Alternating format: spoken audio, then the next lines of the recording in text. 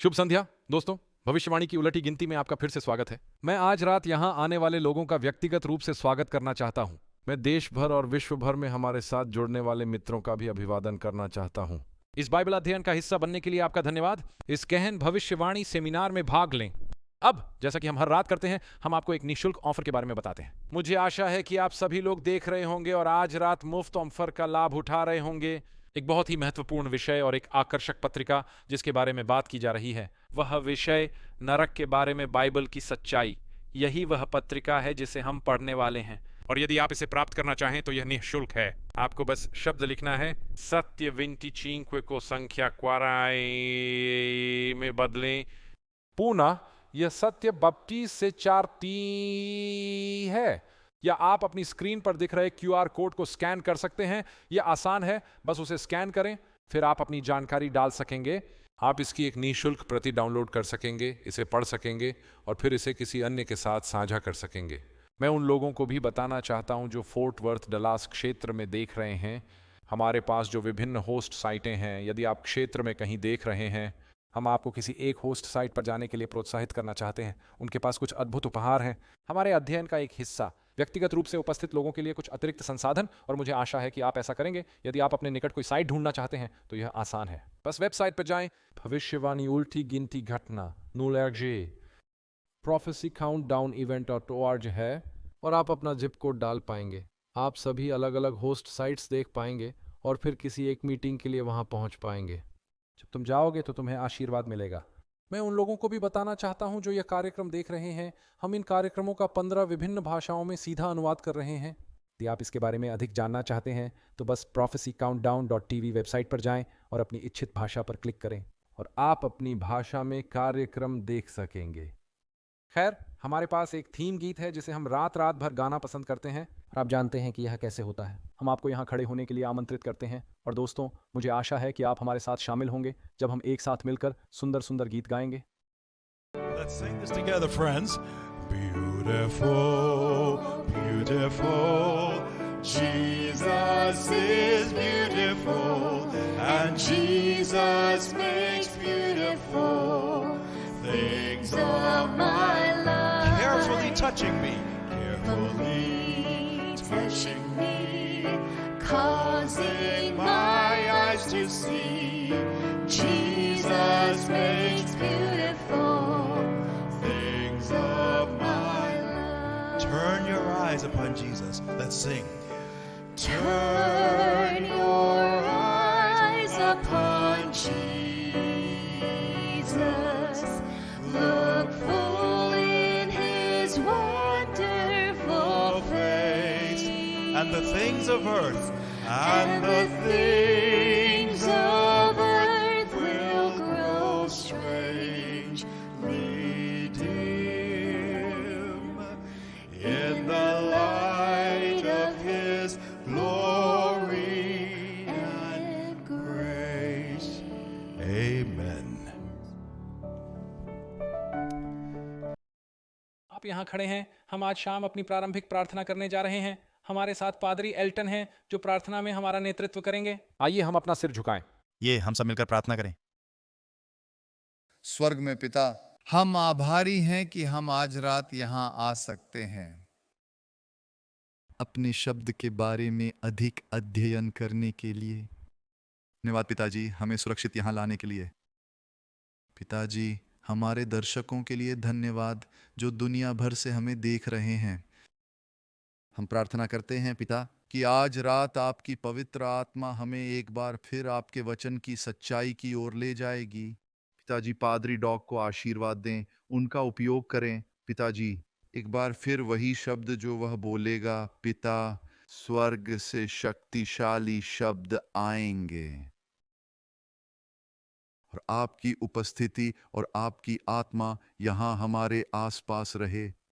आज रात यीशु के लिए धन्यवाद, हमारे लिए क्रूस पर दिए गए उनके बलिदान के लिए धन्यवाद। हे प्रभु, हमें आशीर्वाद दीजिए और अपने पुत्र यीशु के नाम पर हमारे पापों को क्षमा कीजिए। हम प्रार्थना करते हैं, आमीन और आमीन। कृपया बैठ जाएं। हम रात रात भर संगीत के आनंद से धन्य होते रहे हैं। हम अपने संगीतकारों जैकी और रयान की सचमुच सराहना करते हैं। हमारे लिए एक सुंदर संगीतमय प्रस्तुति ला रहे हैं जिसका शीर्षक है near to God.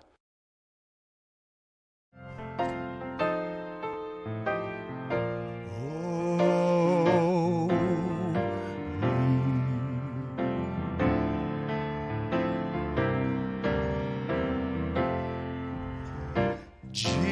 Jesus, keep me near the cross.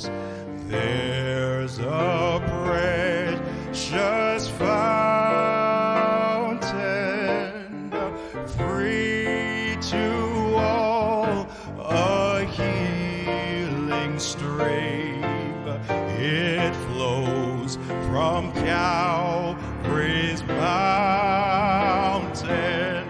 Oh, in the cross, in the cross, oh, be my glory ever, till my ransomed soul shall find rest beyond the river.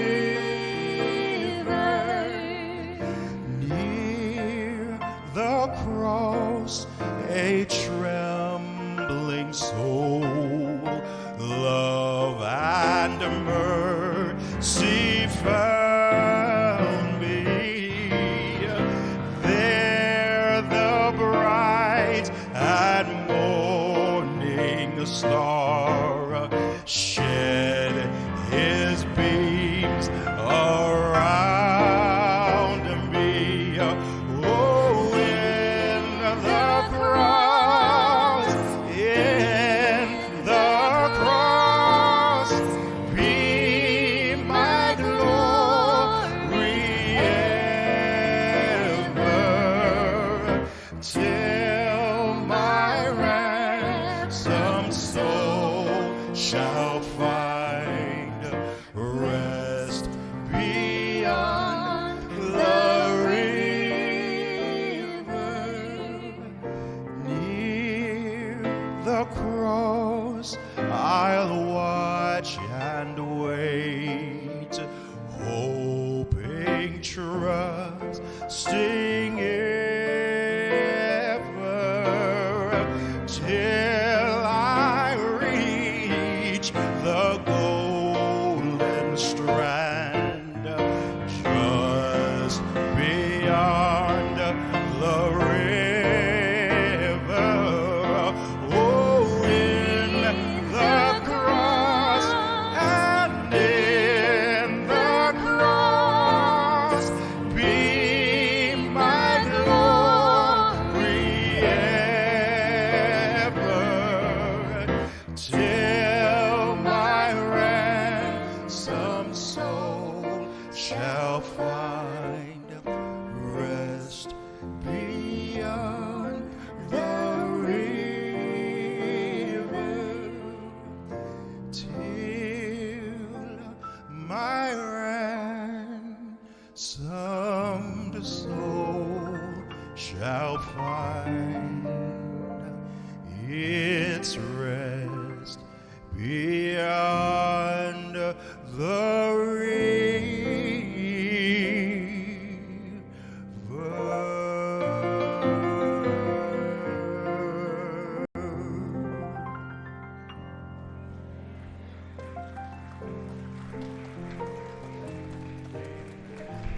आमीन। शुक्रिया, बहुत सुंदर। आपके गाने बहुत पसंद आए।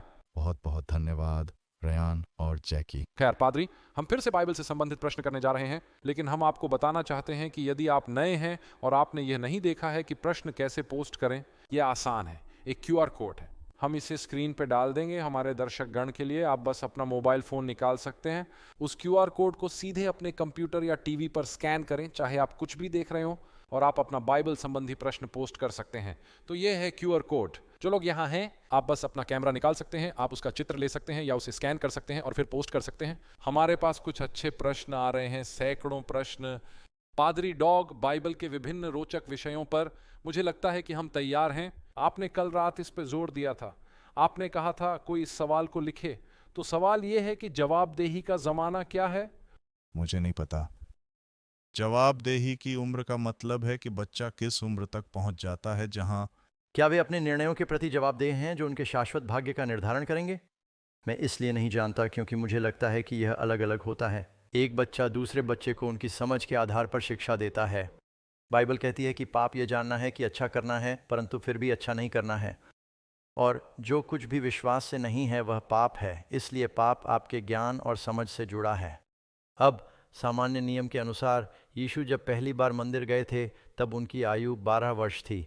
आप जानते हैं, जब एक छोटा बच्चा बचपन से युवावस्था से वयस्कता की ओर बढ़ने लगता है, उनकी समझ बढ़ती है, वे सुसमाचार की मांगों को समझते हैं। जब माता पिता अपने बच्चों के साथ आते हैं और कहते हैं कि वे बपतिस्मा लेना चाहते हैं, मैं आमतौर पर पूछता हूं कि क्या उनका प्रभु के साथ कोई रिश्ता है। बपतिस्मा के लिए मानदंड यह है कि आपको विश्वास करने में सक्षम होना चाहिए। यीशु के प्रति प्रतिबद्धता रखना, उस निर्णय को लेने के परिणामों को समझना, उसकी शिक्षाओं का पालन करने के लिए तैयार रहना, और जब वे उस बिंदु पर पहुंच जाते हैं जहां उनका यीशु के साथ अपना रिश्ता बन जाता है। मैंने एक पादरी को यह कहते सुना, यदि वे खो जाने के लिए पर्याप्त बूढ़े हैं तो वे बचाए जाने के लिए भी पर्याप्त बूढ़े हैं। और जब वे उस बिंदु पर पहुंच जाते हैं जहां उन्हें सही और गलत के बीच का अंतर पता चल जाता है और वे सुसमाचार को समझ जाते हैं, वह जवाबदेही का युग होगा। लड़कियों में कभी कभी ये लड़कों से भी जल्दी हो जाता है, और ये शायद 9 से 13 साल की उम्र के बीच होता है। यहूदी लोग 13 साल की उम्र में बार मित्वा मनाते हैं। पहले ये 12 साल हुआ करता था, तो यह एक सामान्य नियम है। ठीक है, अगला सवाल जो है वो ये है, क्या अपने लिए या किसी और को उपहार के रूप में लॉटरी टिकट खरीदना पाप है? खैर, मेरा मानना है कि जुआ एक पाप है। आप जानते हैं, बाइबल कहती है, अमीर बनने में जल्दबाजी मत करो, जल्दबाजी में प्राप्त विरासत खो जाएगी। और ये विचार कि आप कुछ भी करना चाहेंगे, जो भी आपको मिल जाए। कुछ लोगों को जुए की लत होती है, और इसलिए एक ईसाई ऐसा काम क्यों करना चाहेगा, भले ही आप उसमें नशे के आदी ना हो, जो किसी और के लिए बाधा बन सकता है। मैं ऐसे लोगों को जानता हूं, क्योंकि आप जानते हैं, हम कैलिफोर्निया में हैं, हम रेनो और वेगास के बिल्कुल पास हैं, और हम ऐसे लोगों को जानते हैं जिन्होंने अपने घरों को गिरवी रख दिया है और अपने क्रेडिट कार्ड का इस्तेमाल कर लिया है, क्योंकि वे ऐसा नहीं कर सकते। जुआ बंद करो। और अब ये सिर्फ वेगास में ही नहीं है। मुझे नहीं पता कि टेक्सास में भारतीय कैसीनो हैं भी या नहीं, लेकिन कैलिफोर्निया के आसपास अन्य राज्यों में भारतीय कैसीनो या मूलतः जुआघर हैं। और आप जानते हैं, मैं अंततः एक ईसाई हूँ और वह ईसा मसीह का अनुयायी हूँ। मैं ईसा मसीह को लॉटरी का टिकट खरीदते हुए नहीं देख सकता। और फिर मैं लोगों से पूछूंगा, अगर मैं जीत का 10वां हिस्सा दूं तो क्या होगा? क्या यह ठीक रहेगा? ठीक है, अगला सवाल यह है कि न्याय के समय प्रत्येक व्यक्ति परमेश्वर के सामने किस समय उपस्थित होता है? खैर, वास्तव में निर्णय के 3 चरण हैं। यीशु के आने से पहले न्याय का एक पहलू होता है। आप इसे पूर्व न्याय कह सकते हैं। यह पहले से ही जानते थे, क्योंकि बाइबल हमें बताती है कि जब वह आता है तो वह पुरस्कार प्रदान करता है। अतः जब प्रभु आएगा तो उसे पता होगा कि कौन बचा है और कौन खोया है। फिर आपके पास एक न्याय है जो सहस्राब्दी के दौरान घटित होता है, और हमारे पास प्रकाशित वाक्य 20 में एक पाठ आता है जहाँ हम मसीह के साथ रहते हैं और शासन करते हैं, और पुस्तकें खुली हैं। परंतु जो बच गए वे बच गए, और जो खो गए वे खो गए। लेकिन फिर एक महान श्वेत सिंहासन का न्याय, और वह 6000 वर्षों के अंत में होगा, जब नया यरूशलेम नीचे आएगा और सभी राष्ट्र यहोवा के सामने इकट्ठे होंगे और हर एक घुटना झुकेगा। यह 1000 वर्षों के अंत में होगा। ठीक है, क्या पवित्र आत्मा एक अलग व्यक्ति है या सिर्फ परमेश्वर की आत्मा है? खैर, बाइबल हमें बताती है कि पवित्र आत्मा एक व्यक्ति है। यीशु समझाते हैं कि पवित्र आत्मा में व्यक्तित्व के सभी गुण हैं। यीशु ने कहा कि जब वह, अर्थात सत्य का आत्मा, आएगा तो वह तुम्हें सब सत्य का मार्ग बताएगा। और प्रेरितों के काम की पुस्तक कहती है कि पवित्र आत्मा ने उन्हें यह या वह बताया। अब यीशु के बपतिस्मा के बारे में पढ़ते हैं। परमेश्वर पिता स्वर्ग में है, क्योंकि वह बोलता है और कहता है, यह मेरा प्रिय पुत्र है। परमेश्वर पुत्र जल में है। परमेश्वर की आत्मा कबूतर के रूप में नीचे आती है। पवित्र आत्मा, बिना किसी संदेह के, वह सबसे कठिन व्यक्ति है जिसकी कल्पना करना हमारे लिए ईश्वरत्व है, क्योंकि वह अलौकिक है, वह एक आत्मा है। और आप जानते हैं, कभी कभी पिंतेकुस्त के दिन वह आग की लपटें दिखाता है। यीशु पवित्र आत्मा की तुलना हवा से करते हैं, वह इसकी तुलना पानी से करते हैं, और उनकी तुलना कबूतर से की गई है, जिसका अर्थ है शांति। और इसलिए पवित्र आत्मा एक व्यक्ति है। आप उसे सृष्टि के समय पाते हैं। परमेश्वर का आत्मा जल की सतह पर मंडराता था। आप उसे बाइबल के अंत में प्रकाशित वाक्य में पाते हैं, जहां लिखा है, आत्मा और दुल्हन कहती है, आओ। अतः यह मान लिया गया कि पवित्र आत्मा ईश्वरत्व का एक रहस्यमय व्यक्ति है।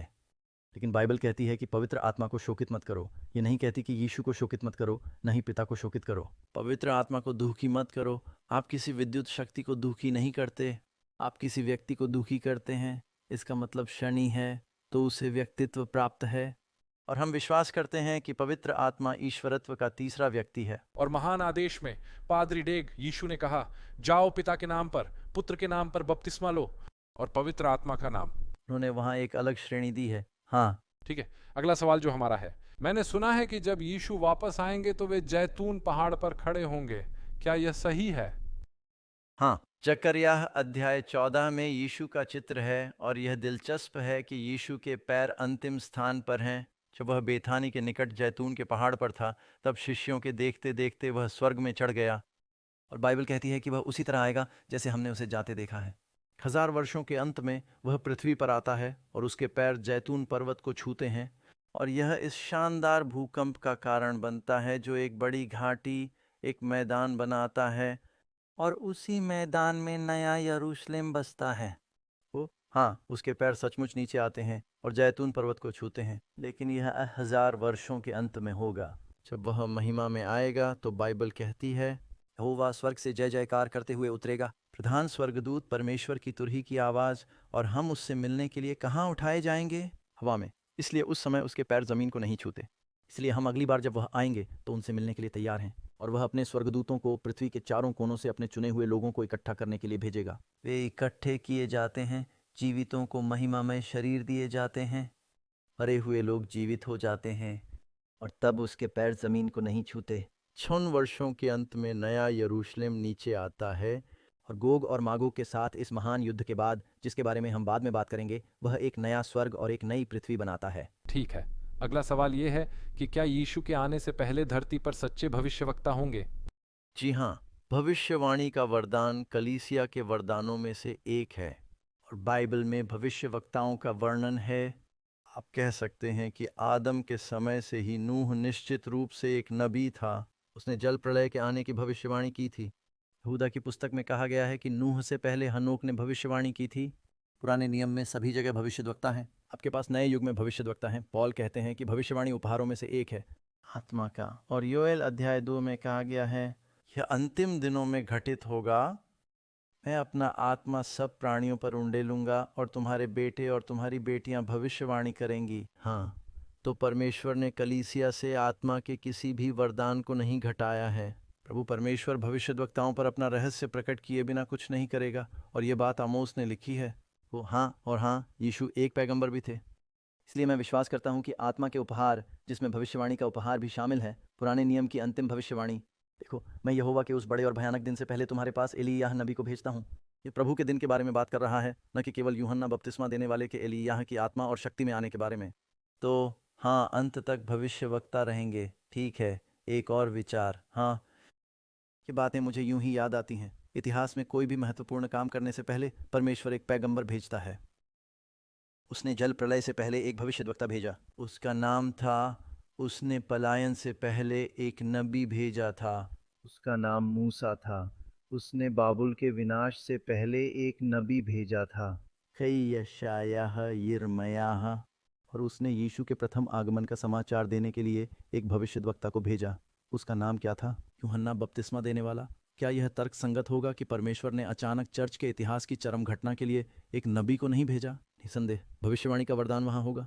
ठीक है, माइकल महादूत कौन है? ठीक है, आपको पता है, मैं कभी कभी इस सवाल से हिचकिचाता हूं, क्योंकि हमेशा कोई ना कोई ऐसा होता है जो गलतफहमी पैदा कर देता है। माइकल एक मुहावरा है। इसका मतलब है जो ईश्वर के समान है। देवदूत दूत है।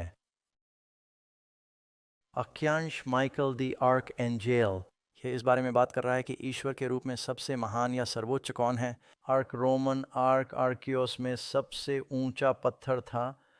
मुख्य दूत जो ईश्वर के समान है।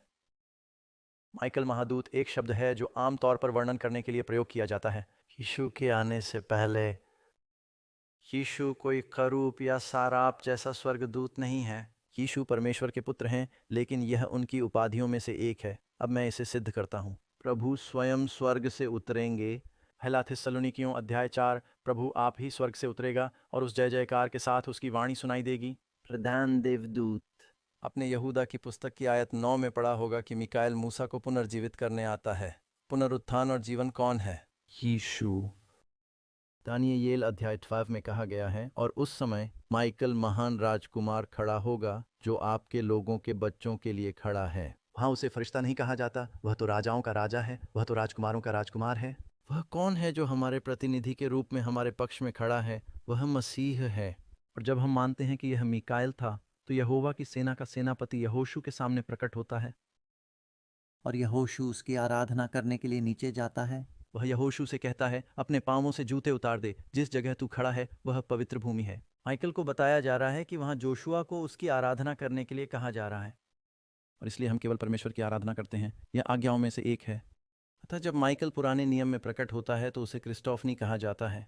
यह वह स्थान है जहां मसीह अवतार से पहले प्रकट होते हैं। वे अक्सर माइकल शब्द का प्रयोग करते हैं, और इसलिए हम ये नहीं कह रहे हैं कि यीशु एक देवदूत है। ये तो बस माइकल महादूत है। ये शब्दों में से एक है, और आप John Gill, Adam Clarke, Matthew Henry जैसे पुराने बाइबल विद्वानों को देखें, सभी ये मानते हैं कि मसीह हमारा माइकल है। एक और, ड्रग्स का इस्तेमाल मत करो, तुम्हें भी फ्लैशबैक आएगा। ये बातें मेरे पास आती हैं। प्रकाशित वाक्य अध्याय 12। स्वर्ग में युद्ध हुआ। माइकल और उसके स्वर्गदूतों ने अजगर के साथ युद्ध किया। अब अजगर किसका प्रतीकात्मक नाम है? शैतान। तब यह तर्क दिया जा सकता है कि मिकाएल धार्मिकता के प्रमुख के लिए एक प्रतीकात्मक नाम है, जो मसीह है। ठीक है। हाँ, बस एक बात और जोड़ना चाहता हूँ। आपने प्रकाशित वाक्य 12 का जिक्र किया। ध्यान दें, माइकल के पास स्वर्गदूत हैं। शब्द आर्कांजेल का अर्थ स्वर्गदूतों का सेनापति भी हो सकता है। ई स्वर्गदूतों का प्रभारी, क्योंकि यीशु स्वर्गदूतों का प्रभारी है। ठीक है, अगला प्रश्न, कृपया पत्रस 3 अध्याय 19 की इस आयत की व्याख्या करें। इसमें यीशु द्वारा कैद आत्माओं को उपदेश देने की बात कही गई है। ये पहला पत्रस 3:19 है। हाँ, ठीक है, चलो मैं इसे पढ़ता हूँ, देखते हैं कि यहाँ कितना समय लगा। तो शायद आप इस एक को पूरा कर लें, इसे पास कर दें, मैं देखूंगा। पहला पत्रस 3:9। हाँ, मैं वहां पहुंच रहा हूँ। मुझे बस इतना पता है कि ये कहाँ है। सच कहूँ तो ये पहले पत्रस में है। लीजिए, शुरू करते हैं।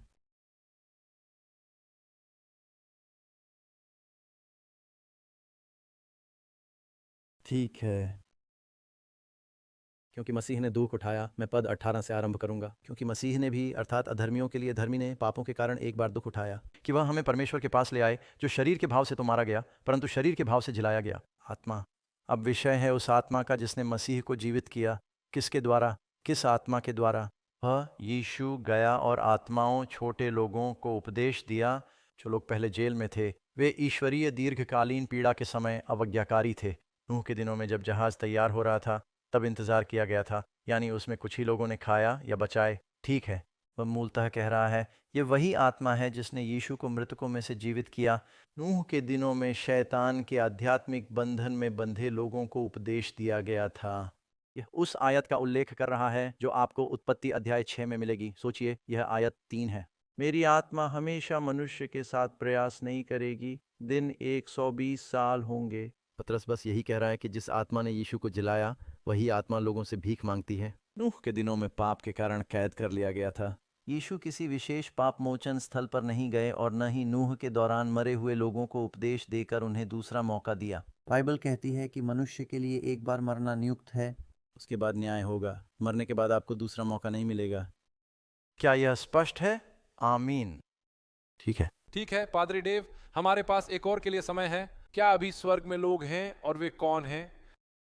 खैर, मैं उन सभी के नाम नहीं जानता, लेकिन मुझे पता है कि हनोक वहां है। हनोक परमेश्वर के साथ साथ चला, परंतु वह न मरा, क्योंकि परमेश्वर ने उसे ले लिया। और आप पढ़ सकते हैं कि एलियाह राजा 2 अध्याय में एक अग्निमय रथ पर सवार होकर स्वर्ग गया। मूसा का पुनरुत्थान हुआ। आप यहूदा की आयत 9 में पढ़ते हैं। मार्क अध्याय 9 में कहा गया है कि मूसा और एलियाह रूपांतरण पर्वत पर प्रकट हुए, और मसीह के पुनरुत्थान पर यरूशलेम में सोए हुए बहुत से संत जीवित हो उठे। मत्ती 27। तो कुछ लोग स्वर्ग में हैं, लेकिन सार्वभौमिक पुनरुत्थान दूसरे आगमन पर होता है, धर्मी लोगों के लिए और दुष्टों के लिए 6000 वर्ष के अंत में। ठीक है, और फिर से हम आपको याद दिलाना चाहते हैं, कृपया अपने बाइबल संबंधी प्रश्न सबमिट करें। यह आसान है, हम स्क्रीन पर QR कोड लगा देंगे। और लीजिए, यह रहा, बस इसे अपने फोन से स्कैन कर लीजिए। ये बहुत आसान है। ये एक ऐप है जिसका हम इस्तेमाल करते हैं और यह आपको सीधे उस तक ले जाता है। आप बस अपना बाइबल संबंधी प्रश्न टाइप कर सकते हैं। आप पहले से पोस्ट किए गए अन्य प्रश्न भी देख सकते हैं और आप प्रश्नों पर वोट कर सकते हैं, उन्हें सूची में ऊपर ले जा सकते हैं और हम यथासंभव अधिक से अधिक प्रश्नों के उत्तर देने का प्रयास करेंगे। आज शाम को हमारा संगीत हमारे पास लाया जाएगा। मुझे यीशु दे दो।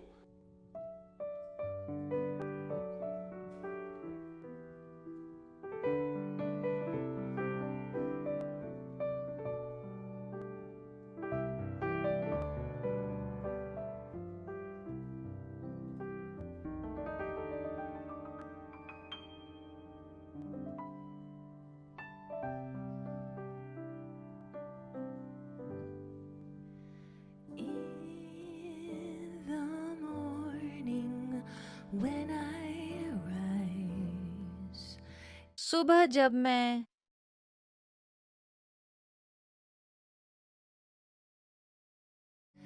In the morning जब मैं मुझे देता हूँ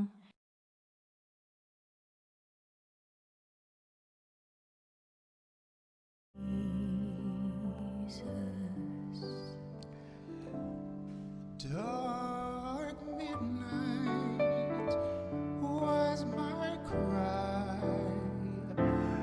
Dark midnight was my cry. Dark midnight. मेरा रोना था, मुझे दे। Jesus, give me Jesus,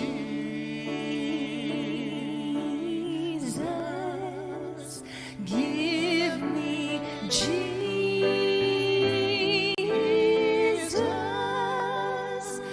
You may have all this world. Give me Jesus. Just about. दिन का उजाला बस मौत के बारे में तोड़।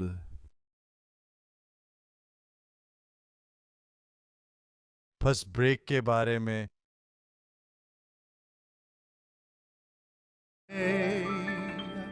Give me Jesus. Give me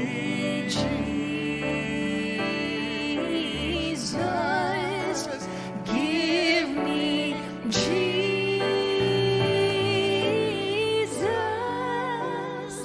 You may have all this world. You may have all this world. You may have all this world. लेकिन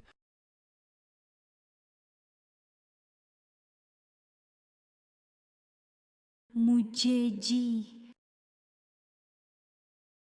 Jesus.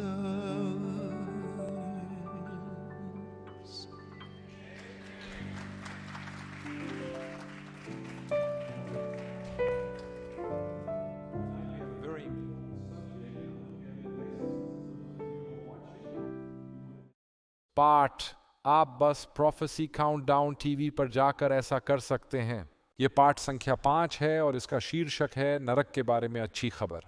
आप हमेशा ऐसा नहीं सोचते नरक से जुड़ी अच्छी खबरें हैं, लेकिन इस विषय पर बाइबल क्या कहती है ये समझना बहुत महत्वपूर्ण है। बहुत से लोग ईसाई धर्म में हतोत्साहित हो जाते हैं जब वे इसके बारे में सोचते हैं। परमेश्वर प्रेम का परमेश्वर है और लोगों को हमेशा के लिए नरक में जलाता है।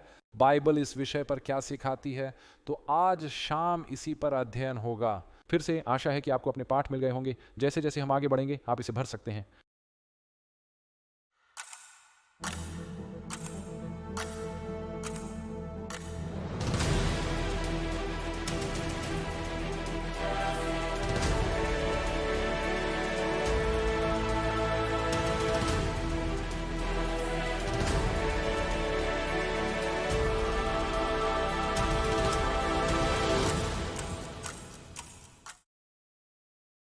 मित्रों, एक बार फिर से भविष्यवाणी गणना में आपका स्वागत है और मैं आज रात की प्रस्तुति को लेकर बहुत उत्साहित हूँ और मैं आप लोगों को धन्यवाद देना चाहता हूँ क्राउले, टेक्सास में रात रात भर आने के लिए।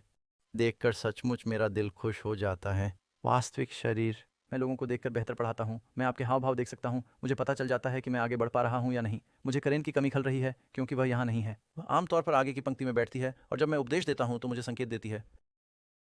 पता है वह ऐसी चीजें करती है या वह करेगी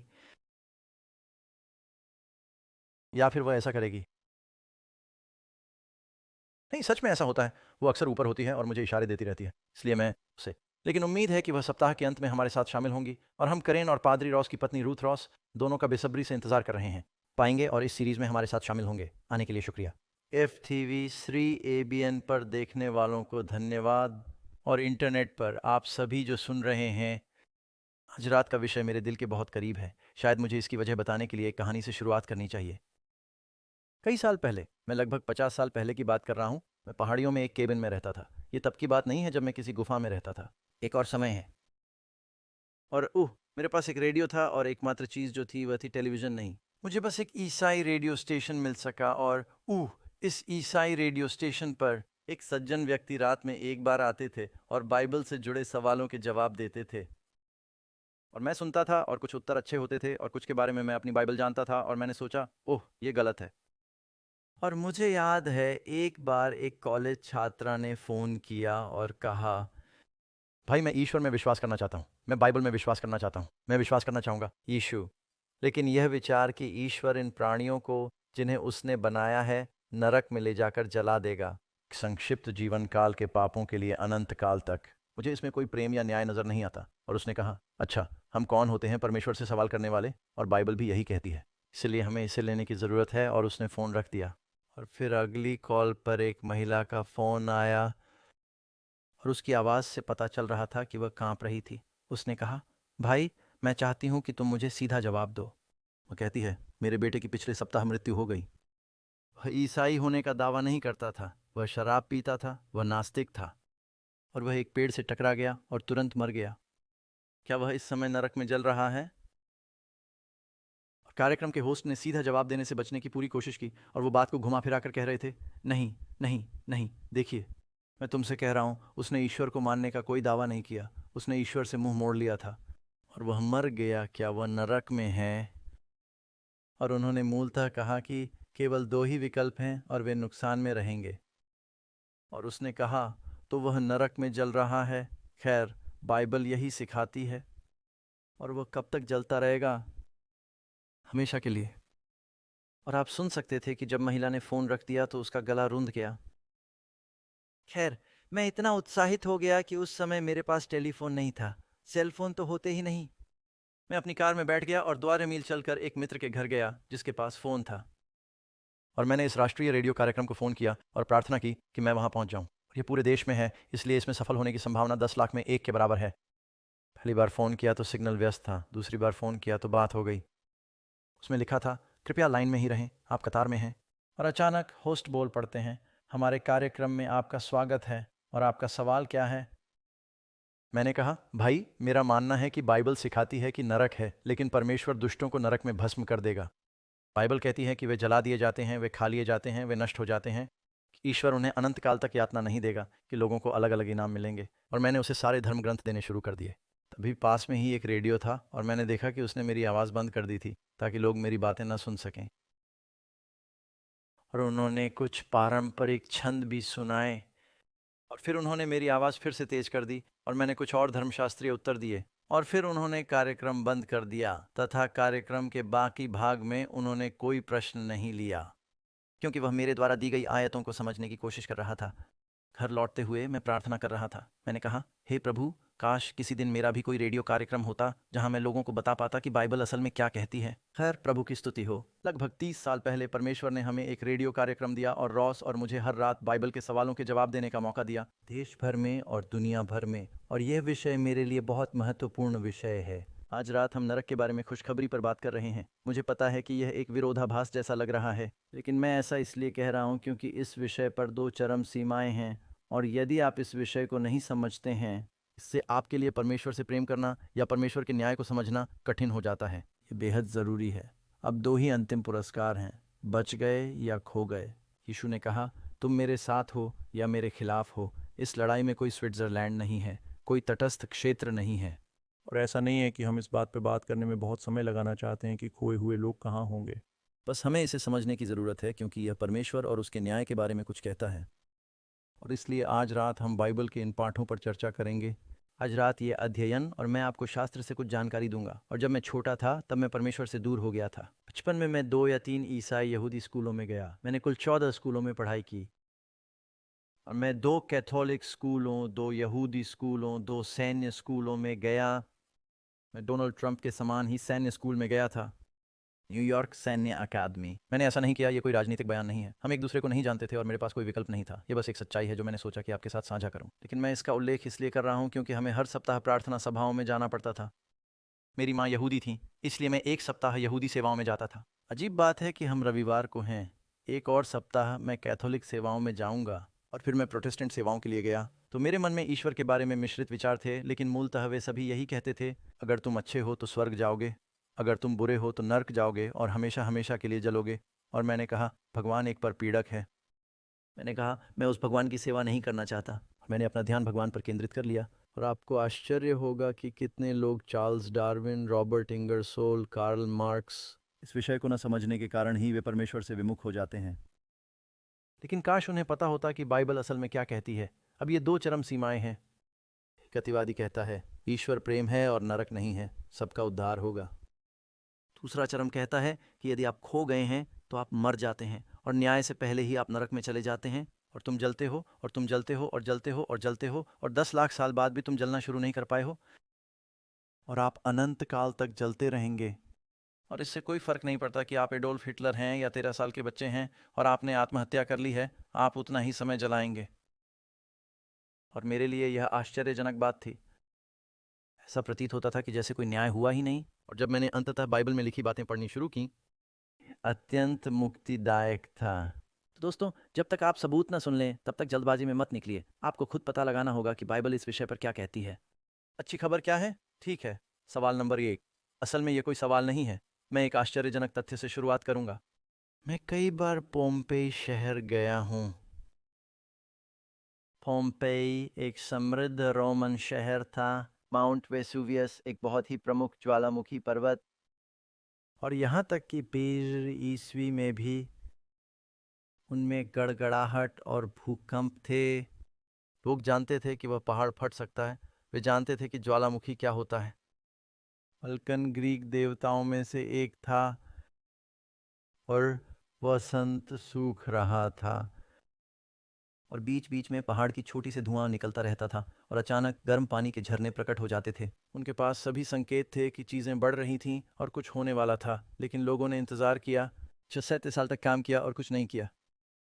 और फिर अंततः 1790 में माउंट वेसुवियस का एक शानदार विस्फोट हुआ और पोम्पेई और हेराक्यूलियम शहर हिल गए और उनका अधिकांश भाग नष्ट हो गया। हजारों लोग मर गए और जो राख में दफन नहीं हुए। पहाड़ से अत्यधिक गर्म पदार्थ नीचे गिरा और कई लोग जिंदा जल गए जिन्हें बाद में दफना दिया गया। और प्लिनी जैसे कुछ प्राचीन इतिहासकारों ने पोम्पेई के विनाश के बारे में लिखा है। मैं वहाँ गया हूँ और जब उन्होंने 1748 में इसकी खुदाई शुरू की, उन्होंने पाया कि वे इन गुहाओं में भाग रहे थे राख में। और एक फ्रांसीसी पुरातत्ववेत्ता को यह विचार आया और उसने कहा, चलो वहाँ कुछ प्लास्टर ऑफ पेरिस डालें और पता लगाएं कि यह क्या है। और उन्होंने इन गड्ढों को प्लास्टर ऑफ पेरिस से भर दिया, उसे सूखने दिया और फिर उसे छील दिया। और उन्होंने पाया कि ये लोग और जानवर ही थे जिन्हें मारा गया था और विस्फोट में दब गया, लगभग 56 वर्षों से समय में जमे हुए। और जब उन्होंने मलबा हटाया, उन्होंने मूलतः देखा कि 79 ई में रोमन जीवन कैसा था। एक छोटा सा आश्चर्यजनक तथ्य रोमन सैनिकों ने नष्ट कर दिया। ऐसा माना जाता है कि 70 ई में पोम्पेई मूलतः लास वेगास था। अब दीवार पर लगे भित्ति चित्रों से ये बता सकते हैं। और सच तो ये है कि जब मैं कुछ साल पहले पोम्पेई के माध्यम से अद्भुत तथ्य बोर्ड के साथ एक दौरे पर गया था, हमें मूलतः ये कहना था, हमें शहर के इस हिस्से में मत ले जाइए क्योंकि ये बहुत ही अश्लील है। और उन्होंने सोचा कि हमें इसमें बहुत रुचि होगी और अब हम इसे छोड़ दें। चलो बस चलते हैं। लेकिन यह उस समय लास वेगास की तरह था और कुछ रोमन सैनिक जो यरूशलेम के मंदिर को नष्ट करने और जलाने में शामिल थे। जब शहर में तूफान आया तो हम पोम्पेई में छुट्टियां मना रहे थे। और आप सोच रहे होंगे कि क्या ये किसी तरह का ईश्वरीय न्याय था। अब मुझे नहीं पता, लेकिन मुझे लगता है कि ये दिलचस्प है। और इस तरह उन्हें मरने वाले लोगों के ये सभी रूप मिले इस विशाल विस्फोट में, और यह आपको बाइबल की कहानी के बारे में सोचने पर मजबूर करता है। अब हम प्रश्न संख्या 1 पर आते हैं। विनाश के उदाहरण के रूप में कौन से 2 शहर दिए गए हैं? दुष्टों के बारे में क्या बाइबल क्या कहती है? पलटते हुए यह पतरस 2 की आयत 6 है जो शहरों के बारे में है और स्क्रीन पर दिए गए उत्तरों को दर्शाता है। वे क्या हैं? सदोम और अमोरा को राख में मिला दिया, उन्हें विनाश की सजा दी गई, जिससे वे बाद में उन लोगों के लिए एक उदाहरण बन गए जिन्होंने, क्या परमेश्वर ने उन शहरों पर आग और गंधक बरसाई? उन्हें जला दिया गया, उन्हें सजा दी गई। वे एक उदाहरण थे कि अंत में अधर्मियों का क्या हश्र होगा। इसे मत भूलना। सदोम और अमोरा का वर्णन किया गया है। यह यहूदा नामक एक और पुस्तक है। यहूदा अध्याय 1 आयत 7। सदोम और अमोरा को किस बात का बदला भुगतने के उदाहरण के रूप में प्रस्तुत किया गया है? अनंत अग्नि। अब सवाल यह है कि आपके पास सदोम और अमोरा की तस्वीर है। यह मृत सागर के दक्षिणी छोर पर है। क्या वे अभी भी जल रहे हैं? लेकिन यहूदा के दिनों में भी वे अभी तक जल नहीं रहे थे, लेकिन वह इसे अनंत आग कहता है। अनंत आग क्यों? क्योंकि जिस आग ने उन्हें जलाया उसका परिणाम अनंत था। उन शहरों का कभी पुनर्निर्माण नहीं किया गया। दरअसल मैं इसे अपने साथ लाना भूल गया, लेकिन एक मित्र ने इस क्षेत्र में कुछ पुरातत्व कार्य किया है। उन पहाड़ियों में खुदाई कर सकते हैं जहां प्राचीन सोदोम हुआ करता था, और आप देखेंगे कि वहां इसकी एक तस्वीर है। उनके पास ये सल्फर बॉल्स हैं जो वहाँ हैं, और मेरे पास उनमें से कई हैं, और दुनिया में आपको ये कहीं और नहीं मिलेगा। आसमान से गिरे चांदी के गोले राख में जा गिरे और वे टकराने पर बुझ गए। उनमें से कुछ गिरते समय जल रहे थे। इसलिए जब बाइबल कहती है कि उसने आग और गंधक बरसाई, तो गंधक गंधक है उन पर। यह सचमुच हुआ था और इसके वास्तविक पुरातात्विक प्रमाण मौजूद हैं। मैं आमतौर पर मीटिंग में एक टुकड़ा लेकर आता हूँ, मैं उसे आग लगा देता हूँ। यह बात ठीक उसी क्षेत्र से आई है और हर किसी को सभागार में सड़े हुए अंडों की गंध आती है। आप कह सकते हैं कि यह बहुत ही आंतरिक हो जाता है। लेकिन सदोम और अमोरा की कहानी कोई मिथक नहीं है, इसमें कोई शक नहीं। ये धरती की सबसे निचली जगह है। क्या तुम्हें पता है? वह पूरी घाटी डूब गई। और यह सबसे गर्म स्थानों में से एक है, समुद्र तल से लगभग 400 फीट नीचे। प्रकाशित वाक्य 21 आयत 2 से 8 तक सदोम और अमोरा को स्थायी रूप से नष्ट कर दिया गया। और आप पढ़ सकते हैं कि अंत समय में दुष्टों का क्या होगा। लूत को शहर से आखिरी क्षण में बचाया गया। यीशु ने कहा, जैसा लूत के दिनों में हुआ था वैसा ही मनुष्य के पुत्र के प्रकट होने के दिनों में भी होगा। मुझे लगता है कि यह बिली ग्राहम या उनकी पत्नी रूथ ग्राहम थे जिन्होंने कहा था कि या तो ईश्वर सोडोम से माफी मांगेगा या फिर हम मुसीबत में पड़ जाएंगे। अब दुनिया के लोग नरक की अवधारणा के बारे में क्या सोचते हैं? क्या यह सच है? ये कब तक जलता रहेगा? स्क्रीन के नीचे आपको जो प्रश्न दिखेंगे उन्हें ध्यान से देखिए। हम सड़क पर चलने वाले आदमी के पास जाएंगे और सड़क पर चलती औरत। पता लगाइए कि हमारी संस्कृति नरक के इस विचार के बारे में क्या सोचती है। ये तो पूरे नक्शे पर है। शायद आपके गुजर जाने के बाद एक अंधेरी जगह होगी, यहीं पर लोग खत्म होते हैं। यदि वे परमेश्वर के साथ नहीं रहना चाहते, और यही नरक का उद्देश्य है। अतः नरक का उद्देश्य शैतान और उसके दूतों के लिए है, तथा इसका उद्देश्य पाप से छुटकारा पाना है। पृथ्वी पर जो कुछ भी बुरा है या हर कोई जो किसी दिन तुम नरक में जाओगे, और यदि आपको क्षमा कर दिया गया तो आपके स्वर्ग जाने की भी संभावना है। मैं मानता हूँ कि नरक एक ऐसी जगह है जहाँ हमें यातना दी जाएगी अनंत काल तक। बेशक आप जानते हैं, इसमें आग और शाश्वत अंधकार जैसी भाषा भी है, लेकिन क्या यह शाब्दिक है या रूपकात्मक? मुझे यकीन नहीं है, लेकिन मैं इतना जानता हूँ कि नरक ईश्वर से अनंत अलगाव का स्थान है। मुझे लगता है जिन लोगों को मौका मिला था, जैसे ईश्वर के मार्ग पर चलने का, जिन लोगों को मोक्ष आदि का ज्ञान है और फिर भी वे मोक्ष का चुनाव करते हैं, पापी बनो, तो मैं अनुमान लगाता हूँ कि यही वह स्थान है जहाँ वे अनंत काल तक रहेंगे।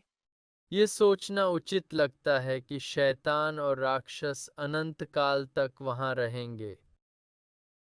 मैं सोचता हूँ कि नरक शाश्वत है। यदि आप ईश्वर को अपना उद्धारकर्ता नहीं मानते, तो नरक अनंत हो सकता है। नहीं मानता कि नरक शाश्वत है। मेरा मानना है कि यह अस्थायी है क्योंकि यह आपको पश्चाताप करने और बेहतर होने का अवसर देगा। मेरा मतलब है वहाँ कुछ लोग हैं जो संभवतः शाश्वत मदद के हकदार हैं। लेकिन मुझे लगता है कि ऐसे लोग बहुत कम हैं और बहुत दूर दूर तक फैले हुए हैं। मैं नहीं समझता कि कोई भी व्यक्ति अनंत काल तक कष्ट सहने का हकदार है। इसलिए मैं ये सोचना और आशा करना चाहूँगा कि यह कुछ इस तरह होगा, एक अस्थायी, जैसे एक प्रतीकात्मक रूपक जैसी चीज़। मुझे यकीन नहीं है। लेकिन मुझे लगता है कि जो भी मामला हो, हम हमेशा वहीं रहेंगे। बहुत खूब। मुझे लगता है कि यह सुनने के बाद हम एक बात के प्रति आश्वस्त हैं कि लोगों को यह नहीं पता कि वे क्या मानते हैं, है ना? तो फिर दुष्टों की सज़ा के बारे में सच्चाई का जवाब हमें कहाँ से मिलेगा? हम कहाँ जाएंगे?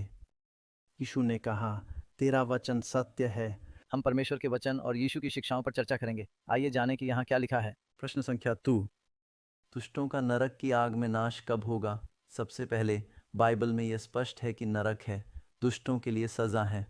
यदि आप बाइबल पर विश्वास करते हैं तो आप ऐसा नहीं कर सकते। यीशु ने इसे बहुत स्पष्ट कर दिया है। ऐसा कब होता है? आइए जानें। प्रभु 2 पतरस 2:9, प्रभु जानता है कि कैसे छुटकारा पाना है। धर्मी लोगों को प्रलोभन से बाहर और अधर्मियों को न्याय के दिन के लिए सजा भुगत रहे हैं। वे क्या कर रहे हैं?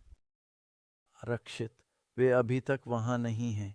क्या न्याय का दिन आ गया है? अगर ऐसा है तो आप किसी व्यक्ति को क्यों ले जाते हैं, उसे नरक में डालते हैं, बाहर निकालते हैं, कहते हैं हाँ साहब आप दोषी हैं, उसे फिर से नरक में डाल देते हैं? इसलिए न्याय के बाद ही लोगों को आग में डाला जाएगा। परमेश्वर न्यायी है। और फिर यूहन्ना 12, ये यीशु के शब्द हैं। जो वचन मैंने उसके विषय में कहा है वह उसका न्याय कब करेगा? अंतिम दिन में, जिसे कभी कभी प्रभु का दिन, महान न्याय का दिन भी कहा जाता है। मत्ती 13 ayat 40 Tuhan 40 से। तो यह तुम पर कब होगा? इस युग का अंत। मनुष्य का पुत्र अपने स्वर्गदूतों को भेजेगा, वे अधर्म करने वालों को इकट्ठा करके आग की भट्ठी में डाल देंगे। जो लोग क्या अभ्यास करते हैं? अराजकता। हमने पिछली रात कानून के बारे में बात की थी। वे लोग जो अधर्मी हैं आग की झील में जा रहे हैं। परंतु जब युग के अंत में कोई भी नरक में नहीं जल रहा है तो अभी न्याय नहीं हुआ है। यहीं पर भ्रम की स्थिति उत्पन्न होती है। यदि आप खोए हुए मरते हैं तो आपको समय का कोई बोध नहीं रहता।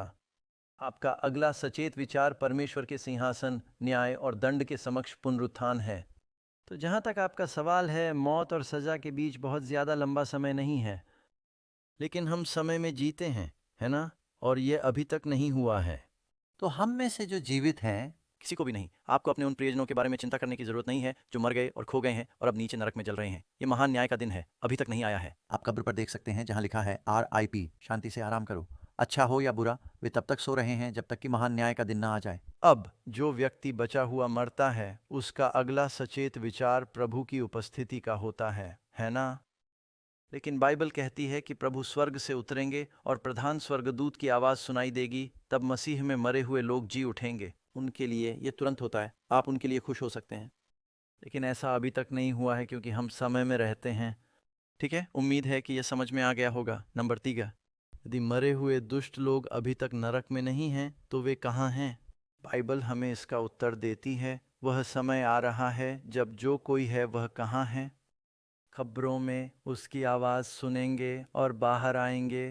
जिन्होंने अच्छा काम किया है उन्हें जीवन का पुनरुत्थान मिलेगा। जिन्होंने बुरे काम किए हैं वे दंड के साथ पुनरुत्थान पाएंगे। बाइबल में आपको 2 पुनरुत्थान मिलेंगे। मसीह में मरे हुए पहले उठो। प्रथम थिस्सलुनीकियों के अध्याय 4 में यही कहा गया है। जब तक 1000 वर्ष पूरे न हो जाए तब तक शेष मरे हुए फिर जीवित नहीं होंगे। प्रकाशित वाक्य अध्याय 20 है और इस तरह आपको 2 अलग अलग पुनरुत्थान मिलते हैं। वह कहता है वह समय आ रहा है। जो लोग कब्रों में हैं वे अब कहाँ हैं? अपनी कब्रों में हैं। वे उसकी आवाज़ सुनेंगे और बाहर आएंगे। दुष्ट। अब यह अय्यूब 21 की आयत 30 है। दुष्टों को प्रलय के दिन के लिए सुरक्षित रखा गया है। फिर भी उसे कब्र पर लाया जाएगा और उसकी निगरानी की जाएगी और कब्र पर निगरानी रखी जाएगी। वह कब्र में है, वह कब्र में है। उन्हें समय का कोई होश नहीं है। सभी लोगों के लिए केवल 2 विकल्प क्या हैं? उत्तर, जो कोई उस पर विश्वास करता है उसे क्या नहीं करना चाहिए? तो फिर अनंत जीवन किसे मिलेगा? ईमान वालों को या विश्वासियों को। लेकिन आप जानते हैं बहुत से लोग हैं जो अविश्वासियों को अनंत जीवन पाने की शिक्षा देते हैं। ये बस आग में है। यीशु ने कहा अनंत जीवन केवल विश्वासियों को दिया जाता है। और वे कहेंगे लेकिन रुकिए, भगवान हर कोई अमर है, आपकी आत्मा अमर है। बाइबल कहती है कि परमेश्वर और केवल परमेश्वर ही अमर हैं, और जब प्रभु अवतरित होते हैं तब यह नश्वर प्राणी अमरता धारण कर लेता है। इसलिए हम पापी मरते हैं। पाप की सज़ा मौत है। ये क्या कहता है? पाप की मजदूरी तो मृत्यु है। परमेश्वर का वरदान हमारे प्रभु यीशु मसीह में अनंत जीवन है। क्या यह शैतान द्वारा बोला गया पहला झूठ था? ईडन गार्डन में भगवान ने कहा यदि तुम निषिद्ध फल खाओगे तो क्या करोगे? तुम मरोगे। नहीं, उसने सिर्फ मरने के लिए नहीं कहा, उसने कहा तुम ज़रूर मरोगे। शैतान ने कहा तुम निश्चय नहीं मरोगे, या तो आप हमेशा स्वर्ग में रहेंगे या फिर हमेशा के लिए जलती हुई यातनाओं में। लेकिन बाइबल ऐसा नहीं सिखाती। नंबर 3, नरक की आग में दुष्टों का क्या होगा? उत्तर थोड़ी देर। यह भजन 33 पद 10 और पद 20 है। थोड़ी देर में दुष्टों का कितना बड़ा भाग हो जाएगा? अब और नहीं, दुष्ट नाश हो जाएंगे। यही यीशु ने कहा था, वे धुएं में विलीन हो जाएंगे। आप जानते हैं जब परमेश्वर कहता है अब और नाश नहीं होगा, लुप्त हो जाओ, भस्म हो जाओ, तो वह हमें और क्या शब्द दे सकता है? मृत। मेरा मतलब है बाइबल में दी गई शब्दावली। मैं नहीं जानता कि परमेश्वर क्या कह सकता था जो उसने नहीं कहा। अब कुछ कठिन अंश हैं, लेकिन हम उन सभी पर गौर करेंगे और आपको प्रश्न पूछने के लिए आमंत्रित करते हैं। और आप असहमत होने के लिए स्वतंत्र हैं। हमें उम्मीद है कि कोई भी असहमत नहीं होगा, लेकिन हम आपके सवालों का स्वागत करते हैं क्योंकि हम बाइबल से जवाब चाहते हैं। आमीन। बहुत सारे प्रिय लोग इस बात को लेकर भ्रमित हैं। वह दिन आ रहा है, मलाकी पुराने नियम की आखिरी किताब, आखिरी अध्याय। वह दिन आ रहा है, भट्टी की तरह जल रहा है। और कितने होंगे? जितने दुष्ट काम करते हैं वे सब भूसी बन जाएंगे, और आने वाला दिन उन्हें जला देगा। दुष्ट जला दिए जाते हैं, वे खा लिए जाते हैं, वे भस्म हो जाते हैं, वे अब नहीं रहते, वे नष्ट हो जाते हैं। तू दुष्टों को रौंदेगा क्योंकि वे तेरे पैरों के नीचे राख बन जाएंगे। क्या वे उस समय सचेत प्रतीत होते हैं?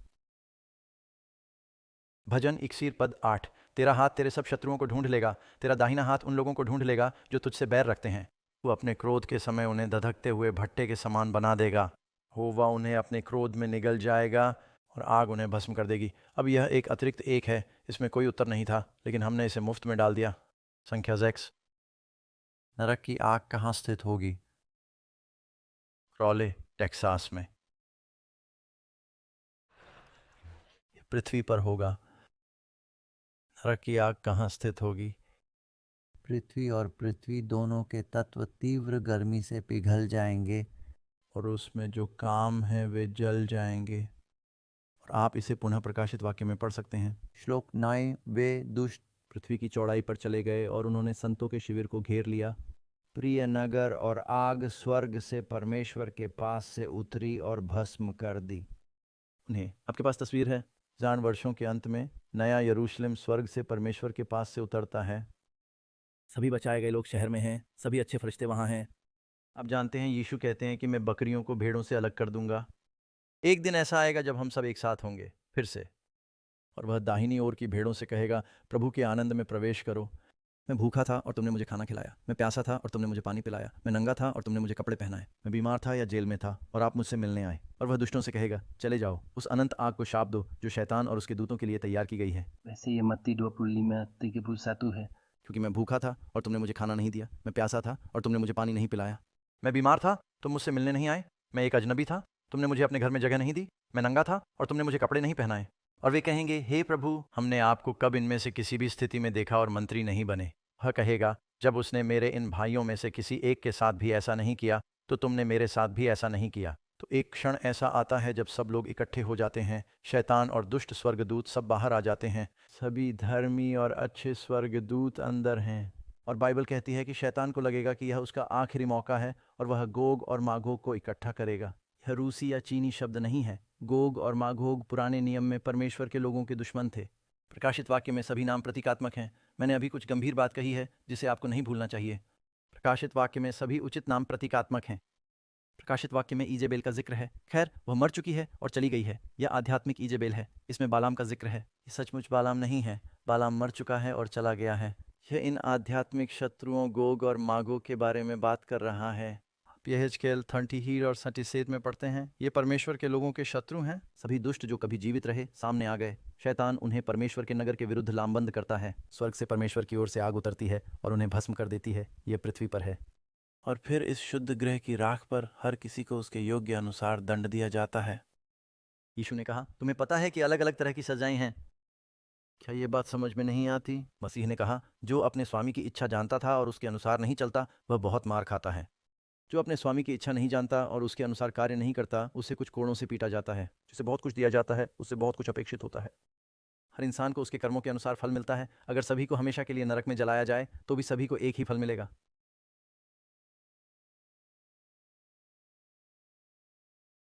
कि लोगों को सजा मिलेगी। और आपको क्या लगता है कि सबसे बुरी सजा किसे मिलेगी? यीशु ने कहा, नरक शैतान और उसके दूत के लिए तैयार है। लेकिन अगर हम शैतान और उसके स्वर्गदूतों का अनुसरण करने का चुनाव करते हैं, तो हम उनके प्रतिफल में भागीदार होंगे।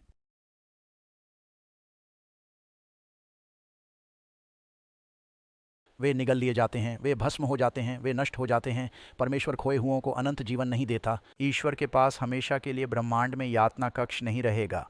ये जानते हुए भी आप स्वर्ग का आनंद कैसे ले सकते हैं? भगवान को सब कुछ मिटाना होगा। क्या आपके हृदय में स्वाभाविक स्नेह है? अगर कोई आपसे प्यार करता है, खो गया है और आपको स्वर्ग का आनंद लेना चाहिए, जबकि वे अभी भी कहीं जल रहे हैं, लेकिन 1000 साल बाद भगवान उनकी आंखों से सारे आंसू पोंछ देते हैं और अब कुछ नहीं है। दर्द। बाइबल क्या कहती है? अब कोई दर्द नहीं। तो बाइबल यही सिखाती है कि नरक है। नमस्ते, मेरे बैप्टिस्ट मित्र हैं। उन्होंने कहा, पादरी डॉग, आप नरक में विश्वास नहीं करते। मैंने कहा, मैं नरक में विश्वास करता हूँ और मेरा नरक तुम्हारे नरक से भी अधिक गर्म है। तुम्हारा नरक तो बस उन्हें बारबेक्यू के लिए पागल कर देता है। मैंने कहा, मेरा तो उन्हें जला देता है ऊपर।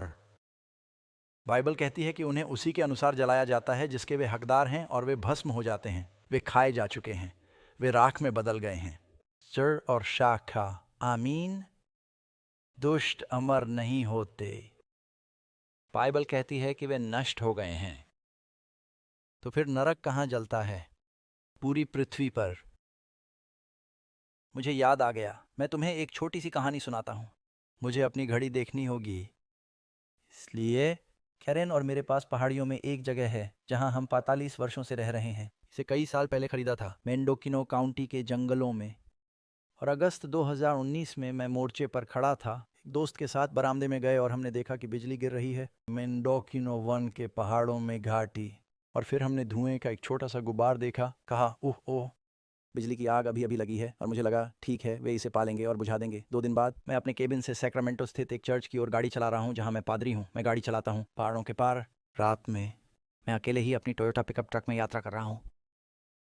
और जैसे ही मैं जंगल कच्ची सड़कों से गुजर रहा हूँ, जैसे 60 मील की कच्ची सड़कें, ये बहुत लंबा रास्ता है। मैं जंगल से गुजर रहा हूँ, मुझे अच्छी तरह पता है। अकस्मात मैं एक शहर देखता हूँ और मुझे लगता है यहाँ कोई शहर नहीं है, लेकिन मैं शहर की रोशनी की चमक देख रहा हूँ। और मैं पहाड़ी के चारों ओर आता हूँ और पहाड़ में आग लगी हुई है। अब मैं 3/4 रास्ता तय कर चुका हूँ। मैं नीचे उस जगह पर पहुँच गया जहाँ पक्की सड़क है, और मैं सोच रहा हूँ मैं पीछे मुड़ना नहीं चाहता। इसलिए मैंने गाड़ी चलाकर वहाँ से गुजरने की कोशिश की, जो शायद सचमुच मूर्खतापूर्ण है। तो मुझे मत बताओ, मुझे पता है, लेकिन मैं तो बस यही चाहता था कि मैं घूमूं। अरे यार, मैं तो पीछे मुड़ना ही नहीं चाहता। तो मैं गाड़ी चलाना शुरू करता हूँ और जल्द ही आग सिर्फ सड़क के एक तरफ नहीं, बल्कि दोनों तरफ जल रही है, सड़क के किनारे। और बहुत जल्द मेरे हेडलाइट्स में धुआं धुंधलाने लगता है, इसलिए मैं देख नहीं सकता। और मैं सोच रहा हूँ, अगर मेरे पीछे कोई पेड़ गिर जाए तो मैं मुड़ भी नहीं पाऊंगा। और मैं उन सभी तरीकों में से एक हूँ जिनसे मैं मरना चाहता हूँ। मुझे नहीं पता कि आपने कभी इस बारे में सोचा है या नहीं, लेकिन मैं शार्क द्वारा खाया जाना नहीं चाहता, और मैं जलकर मरना नहीं चाहता। मैं मूसा की तरह मरना चाहता हूँ, जहाँ आप 120 साल के हैं, आप पहाड़ पर चढ़ते हैं, आपकी आंखें अभी भी साफ हैं, प्राकृतिक शक्ति कम नहीं होती, और तब भगवान आपको सुला देते हैं। मैं कैसे जाना पसंद करूँगा? और फिर मुझे एक संदेश मिलता है हमारे घर पर रहने वाले कुछ दोस्तों से। वे कहते हैं, डग, अगर तुम आग में फंस गए तो पीछे मत मुड़ो, क्योंकि एक बार फिर बिजली गिरी है। कोवलहो की ओर वापस जाते समय सड़क बंद है। तो अब मेरे दोनों तरफ आग जल रही है और मैं अकेला ही ऊपर हूँ। वहाँ आग बुझाने वाला कोई नहीं है। खैर, मैं आपको बताता हूँ दोस्तों, मैं प्रार्थना कर रहा था और फिर मैं अपने GPS पे गया, जो कि पहाड़ों में ये कम हुआ क्योंकि ये मुझे लकड़ी काटने वाली सड़कों पर ले जाने लगा, जहाँ सड़क के बीच में एक बड़ा पेड़ था और वहाँ कोई सड़क नहीं थी, और इसमें पुनर्गणना करने को कहा गया है। और मैं प्रार्थना कर रहा था। आखिरकार मुझे बाहर निकलने के लिए लगभग 3 घंटे का रास्ता मिल गया। पहाड़, मैं गंभीरता से सोच रहा था, मैं यहाँ जलकर मर सकता हूँ। और आपने सुना होगा कि कैलिफोर्निया में लगी आग में कुछ लोग जलकर मर गए। लेकिन आप में से कुछ लोगों को 2015 याद होगा। और यदि आप संवेदनशील हैं दर्शकों, आप शायद चाहें अपना ध्यान कहीं और लगाएं। रॉयल जॉर्डनियन एयर फोर्स के लिए वास्तव में एक जॉर्डनियन पायलट था जो एक का बेटा था। वहाँ के नेताओं से मुलाकात की, उसे गोली मार दी गई। इसने उसे लोहे के पिंजरे में डाल दिया। उसने सोचा कि शायद उसे मार दिया जाएगा या रिहा किया गया, लेकिन इसके बजाय उसे एक लोहे के पिंजरे में ले जाया गया। उन्होंने उसे उसमें बंद कर दिया। उन्होंने उस पर पेट्रोल डाल दिया और फिर उन्होंने उसे आग लगा दी और उन्होंने इसे रिकॉर्ड कर लिया। आप में से कुछ लोगों को यह याद होगा। अब जब आप इसके बारे में सोचते हैं, आप शायद सोच रहे होंगे एक तरह का शैतान ऐसा करेंगे। लेकिन कई ईसाई परमेश्वर के बारे में क्या विश्वास करते हैं? वे सोचते हैं कि भगवान इन प्राणियों को ले लेंगे जिन्हें वे इतना प्यार करते हैं कि वे कहने के लिए मर गए, और अगर वे उसकी आज्ञा नहीं मानते या उसकी आज्ञा मानने में कमज़ोर हैं, वह उन्हें कुछ गंधक और गंधक में डाल देगा और वे साल दर साल जलते रहेंगे, तड़पते रहेंगे, चीखते रहेंगे और कराहते रहेंगे। और 1000 साल बाद वे जलते और चीखते हुए सतह पर तैरते हैं और भगवान कहते हैं तुम्हारे पास है, यहाँ तक कि शुरू भी हो गया, क्योंकि तुम हमेशा जलते रहोगे। तुम्हें पता है हमेशा कितना लंबा होता है? मुझे एक बार एक 16 वर्षीय लड़के का पत्र मिला। उसने कहा, पादरी डॉग, मैं बस आपको यह बताना चाहता हूँ कि मैंने भी दहशत में जीवन जिया है। ज़िंदगी भर ईसाई रहा हूँ। मैं चर्च गया, लेकिन मुझे कभी अच्छा महसूस नहीं हुआ। मुझे ईश्वर से प्रेम करने में परेशानी हुई है और मुझे इतना डर था कि मैं मर जाऊँगा और हमेशा के लिए नरक में जलता रहूँगा। फिर मैंने आपका कार्यक्रम देखा जो मैं अब आपको सिखा रहा हूँ। उसने कहा, मुझे अंततः यह एहसास हुआ कि परमेश्वर न्यायी है और मैं उससे प्रेम कर सकती हूँ और मैं रात को सो सकता हूँ। और मुझे यह जानकर बहुत खुशी हुई कि लोग इस सच्चाई को जानेंगे। हाँ, सच्चा है और यह गंभीर है, लेकिन यह विचार कि ईश्वर एक है, वह क्रूर व्यक्ति जो अनंत काल तक लोगों को यातनाएं देगा, वह आइसिस से भी बदतर है। वह करने वाला है। कैन ने 7 व्यक्ति को मार डाला और वह जीवित रहा, आप जानते हैं, 5000 साल से भी पहले, और आप मुझे बता रहे हैं कि वह जल जाएगा। यह युद्ध एडोल्फ हिटलर से भी अधिक लंबा है, जिसने 6000 लोगों को मार डाला था। इसमें कोई न्याय नहीं है। ये बात मध्य युगीन धर्मशास्त्र और कुछ धर्म ग्रंथों से सामने आई है। ठीक है, चलिए आगे बढ़ते हैं। संख्या 7, क्या शैतान नरक का प्रभारी होगा? आप जानते हैं, हम सभी ये तस्वीरें देखते हैं। मुझे ये बात उस रात कह देनी चाहिए थी। जब आप शैतान की तस्वीर खींचते हैं तो हम अक्सर उसकी तस्वीर खींचते हैं। उसके पास सींग हैं और उसके पास गोटी है और उसके पास एक बार गोटी बढ़ी थी और करेन ने कहा कि इसे शेव कर दो, क्योंकि उस समय मेरे बाल थोड़े काले थे और उसने कहा तुम एक दुष्ट मंत्री की तरह दिखते हो। तो ये अच्छा नहीं लगा। वैसे कुछ लोग पूछ रहे हैं, पादरी डग क्या बात है, अलग आपकी मूंछें चली गईं? मेरी मूंछें 45 साल से हैं, लेकिन लगभग 1 महीने पहले मैं और केरन स्कूबा डाइविंग करने गए थे और मेरा मास्क लीक हो रहा था और इसलिए मैंने अपनी मूंछें मुंडवा दी ताकि हम वहाँ रहते हुए बेहतर देख सकें डाइविंग। और मैंने देखा कि वह मुझे और अधिक चूम रही थी, इसलिए अरे ये आसान है। खैर, शैतान की दाढ़ी है, पता है, और उसके पास है लाल लियोटार्ड्स और उसके बकरी के पैर हैं और उसके पास चमगादड़ के पंख हैं। और हमारे पास शैतान की ये तस्वीरें हैं कि वह कुछ है, आप जानते हैं, विचित्र राक्षस नहीं। बाइबल कहती है कि वह एक सुंदर देवदूत था। वह चाहता है कि हम सोचें कि वह ऐसा ही है, और फिर ये विचार भी है कि वो नरक का प्रभारी है। जानते हो ये कहाँ से आता है? ग्रीक पौराणिक कथा। यह पाताल लोक के देवता प्लूटो के बारे में है। यह बाइबल में कहीं नहीं है। क्या आप शैतान पर भरोसा कर सकते हैं? लोगों को सजा देने में निष्पक्षता कैसे बरती जाए, और फिर उसके पास यह सुनिश्चित करने के लिए पिचफर्क भी है कि सभी लोग समान रूप से बारबेक्यू करें? मेरे ख्याल से सही तो ये बाइबल में नहीं है, ये सब पौराणिक कथा है। बाइबल कहती है कि शैतान को नरक में डाल दिया जाएगा और वहाँ उसका नाश कर दिया जाएगा। परमेश्वर कहता है, मैं तेरे बीच से आग निकालूंगा और वह तुझे खा जाऊंगा और मैं तुझे पृथ्वी पर राख कर दूंगा। जो लोग तुम्हें देखेंगे वे भयभीत हो जाएंगे और फिर कभी ऐसा ना होगा। ये उदाहरण यहेजकेल अध्याय 5 से लिया गया है। शैतान को जलाया जाएगा और वह जल जाएगा और वह किसी और की तुलना में अधिक समय तक जलेगा। शैतान जिसने उसे धोखा दिया, आग और गंधक की झील में डाल दिया गया। क्या आप आमीन कह सकते हैं? शैतान, यहाँ तक कि शैतान भी मेरी शिक्षा पर विश्वास करता है, क्योंकि प्रकाशित वाक्य में ऐसा कहा गया है, वह बहुत क्रोध में आ गया है क्योंकि वह जानता है कि उसका समय कम है। उन्हें अनंत काल के लिए जंजीरों में जकड़कर उन दिनों की प्रतीक्षा में रखा जाता है। यहाँ है संख्या 8, क्या नरक की आग कभी बुझेगी? उत्तर शायह 47:14 में कहा गया है, यह नहीं होगा। न तो ठंड है जिससे गर्मी मिले और न ही आग है जिसके सामने बैठा जाए। मल्लाकी 4:3 तू दुष्टों को लताड़ेगा, वे तेरे पांवों के नीचे की राख बन जाएंगे। सेनाओं के यहोवा की यही वाणी है, जिस दिन मैं यह काम करूंगा वे नष्ट हो जाएंगे। परमेश्वर की योजना पाप को अलग करके उसे नष्ट करने की है, इससे कायम न रखें। वह ब्रह्मांड को पाप और पापियों से शुद्ध करना चाहता है। शैतान अमर नहीं होगा, उसका नाश होगा, और वह कभी भी ऐसा नहीं होगा। ये पाया गया। भगवान कहते हैं देखो मैं बनाता हूँ सब कुछ नया। कितना नया बनाया गया है, सब कुछ, सभी चीज़ें नई हैं। कुसंख्या। लेकिन क्या यह सच नहीं है? बाइबल का वाक्यांश न बुझने वाली आग, क्या यह नहीं कहता? ये ज़रूर कहता है। आइए इसे पढ़ें। क्या इसका मतलब है कि नरक की आग कभी नहीं बुझेगी? इसका क्या मतलब है? आइए इसे पढ़ें। ये मत्ती अध्याय संपद पुर है। वह अपने खलिहान को अच्छी तरह से साफ करेगा और इकट्ठा करेगा। उसका गेहूं खलिहान में जाएगा, लेकिन वह जल जाएगा। और ध्यान दें, बर्नअप का मतलब है बर्नअप, वह जल जाएगा। भूसी को न बुझने वाली आग से जलाना। बुझाना का क्या मतलब है? बुझाना का अर्थ है बुझाना। यह आग बुझाई नहीं जा सकती। अगर आप इस पर पानी डालने की कोशिश करें तो यह गैसोलीन जैसा हो जाएगा। यह एक ऐसा ईंधन है जिसे बुझाया नहीं जा सकता। यह तब तक जलती रहती है जब तक कि यह पूरी तरह से जल न जाए। किसी चीज को जलाने का गहन कार्य कुछ भी नहीं बचा है, जड़ या शाखा। मैं आपको बाइबल से यह सिद्ध करता हूँ। अब मेरे साथ यिर्मयाह अध्याय 16 पढ़े। बाइबल स्वयं व्याख्या करती है। भविष्यवक्ता यिर्मयाह किस बारे में बात कर रहे हैं? यदि बेबीलोन के लोग पश्चाताप नहीं करेंगे तो उनके पाप के कारण उन पर विनाश आएगा। यहाँ चेतावनी है। परंतु यदि तुम मेरी बात न मानोगे कि सप्त के दिन को पवित्र मानो, जैसे सप्त के दिन यरूशलेम के फाटकों में प्रवेश करते समय बोझ न उठाना, मैं इसके द्वारों में आग जलाऊंगा और वह यरूशलेम के महलों को निगल जाएगा और वह फिर न बचेगा। बुझाया गया। वह उन्हें चेतावनी देता है, यदि तुम पश्चाताप नहीं करोगे तो बेबीलोन के लोग आएंगे और शहर को जला देंगे। कभी न बुझने वाली आग, कोई भी इसे बुझाने वाला नहीं होगा। क्या हुआ? क्या यह बुझ गया? हाँ। और मेरा मतलब है, क्या वह जल गया था? हाँ। नबूकदनेस्सर आया, उन्होंने पश्चाताप नहीं किया, उसने शहर जला दिया, उसने फाटक जला दिया। इसे नहम्याह में पढ़ा जा सकता है, एक न बुझने वाली आग के साथ। क्या यह आज भी जल रहा है?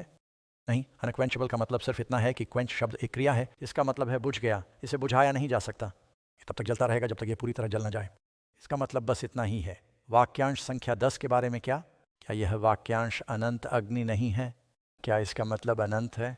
बाइबल को अनुवाद स्वयं करें। अब वैसे दोस्तों, जब आप दोनों दृष्टिकोणों को देखेंगे, चिरस्थायी अनंत पीड़ा, या जिसे आप सर्वनाश कहेंगे, यानी न्याय है, सज्जा है, आग की झील है, वे हैं अंततः जल गया और उनका कोई निशान नहीं बचा। इस तरफ सबूत एक पर्वत है, इस तरफ का सबूत तो बस एक तिनका है। आपको बस कुछ छोटी छोटी आयतों को देखना है, समझना मुश्किल है, और फिर आप कहेंगे सभी सबूत यहाँ पर है, और ये बहुत स्पष्ट हो जाएगा। और मुझे लगता है कि इससे ये आसान हो जाता है कि परमेश्वर एक प्रेममय परमेश्वर और न्यायी परमेश्वर है। आमीन। इसका मतलब क्या है जब ये अनंत अग्नि के बारे में बात करता है? सदोम और अमोरा को एक उदाहरण के रूप में प्रस्तुत किया गया है। दुख, किस प्रकार की आग का प्रतिशोध? अनंत अग्नि। एक प्रश्न है, क्या वे अभी भी जल रहे हैं?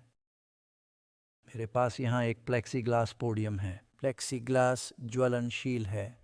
अगर मैं इसे भट्टी में फेंक दूं और वह जल गया, इसे अनंत अग्नि से जलाया जाता है क्योंकि यह विशेष मंच फिर कभी अस्तित्व में नहीं आएगा। अग्नि का परिणाम अनंत है। देखो, परमेश्वर बहुत ही दयालु। परमेश्वर मरे हुओं को भी जीवित कर सकता है, आपके परमाणुओं को पुनः संयोजित कर सकता है और आपको नया रूप दे सकता है। लेकिन दुष्टों के लिए क्या वे पुनर्जीवित होंगे, या इसे दूसरी मृत्यु कहा जाएगा जिससे कोई पुनरुत्थान नहीं है? तो ये एक शाश्वत अग्नि है जो उसे जला देता है। क्या यह स्पष्ट है? आमीन कहो। ठीक है। नंबर 11, प्रकाशित वाक्य 20:10 में कहा गया है कि दुष्टों को सदा सर्वदा पीड़ा दी जाए। क्या ये इंगित नहीं करता है? अब एक जगह है जहां ये प्रकाशित वाक्य 20 में ऐसा कहता है। कभी भी एक श्लोक के आधार पर सिद्धांत का निर्माण न करें। इसका क्या मतलब है जब यह कहा जाता है कि उन्हें हमेशा हमेशा के लिए सताया जाएगा? ग्रीक शब्द से आया है जिसका अर्थ है युगों से। क्या आपने कभी कहा है कि मैंने उन्हें युगों से नहीं देखा है? इसका मतलब यह है कि यह समय की अनिर्दिष्ट अवधि है।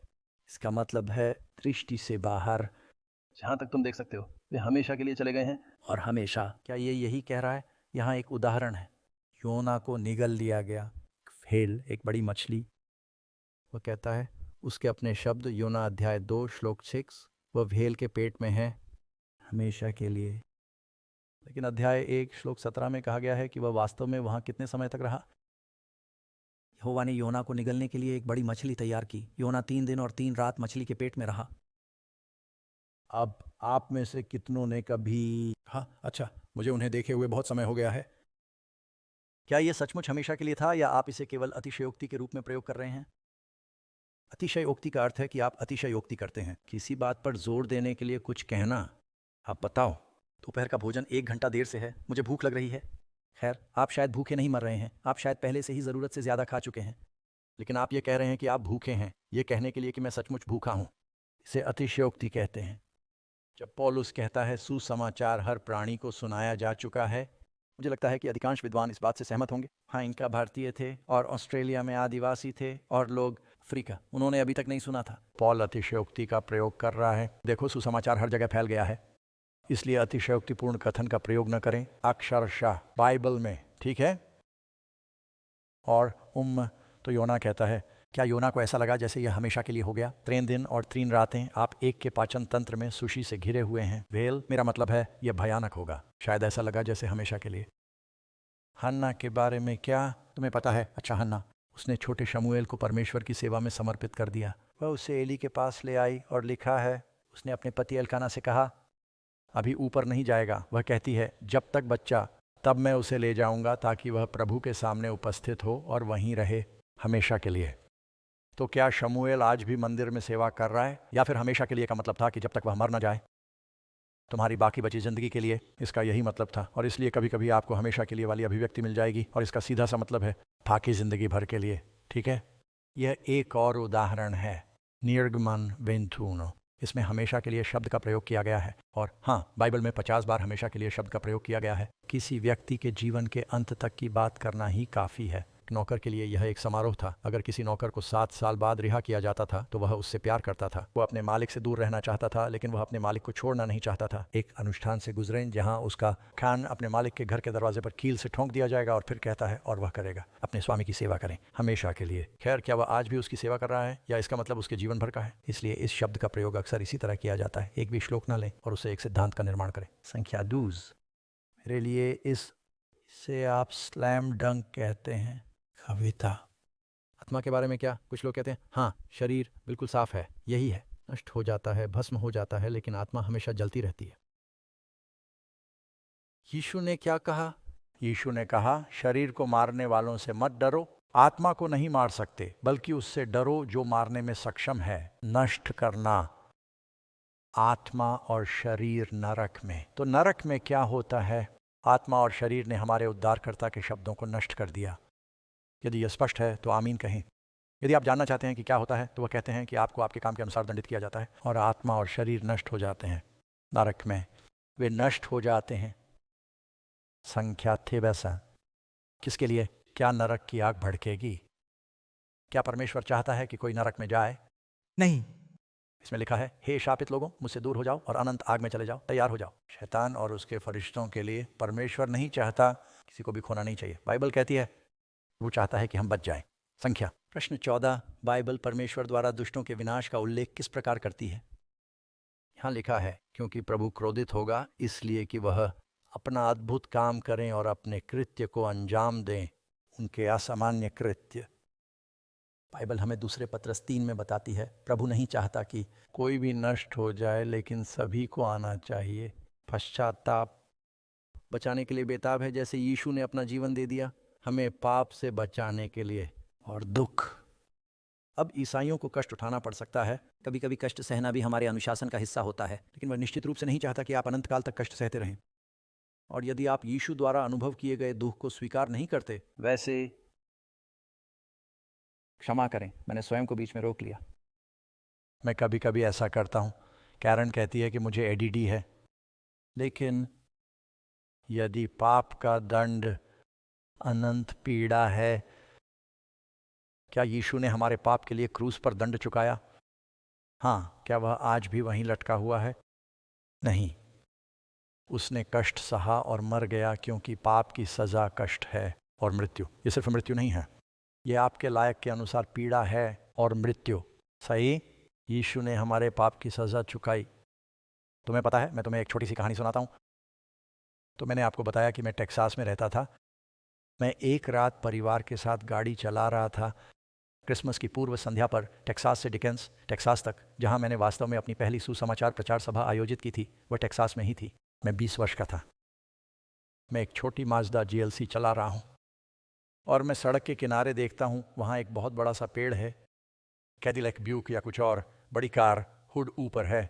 उन्हें साफ तौर पर परेशानी हो रही है, वे कहीं बीच में हैं। पता है, टेक्सास में बहुत बड़े इलाके हैं जहाँ कुछ भी नहीं है, और ये पश्चिमी टेक्सास है। और इसलिए मैंने गाड़ी रोकी। मैं मैकेनिक का काम करता था और मैंने कहा, लगता है समस्या क्या है? उसने कहा, अच्छा पता है, हेडलाइट्स बंद होने लगीं और फिर बस गाड़ी रुक गई। मैंने कहा, अच्छा लगता है आपकी बैटरी ख़राब है, आपके अल्टरनेटर ब्रश अब चार्ज नहीं हो रहे हैं। मैंने इसे जंप करने की कोशिश की लेकिन ये चलता नहीं रहा, जिसका मतलब था कि अल्टरनेटर प्लग नहीं जला रहा था। तुम लोग जानते हो मैं किस बारे में बात कर रहा हूँ। तो मैंने कहा, मैं तुम्हें बताता हूँ क्या, मैं वहाँ नहीं रहता, मैं करीब 10 मील दूर रहता हूँ।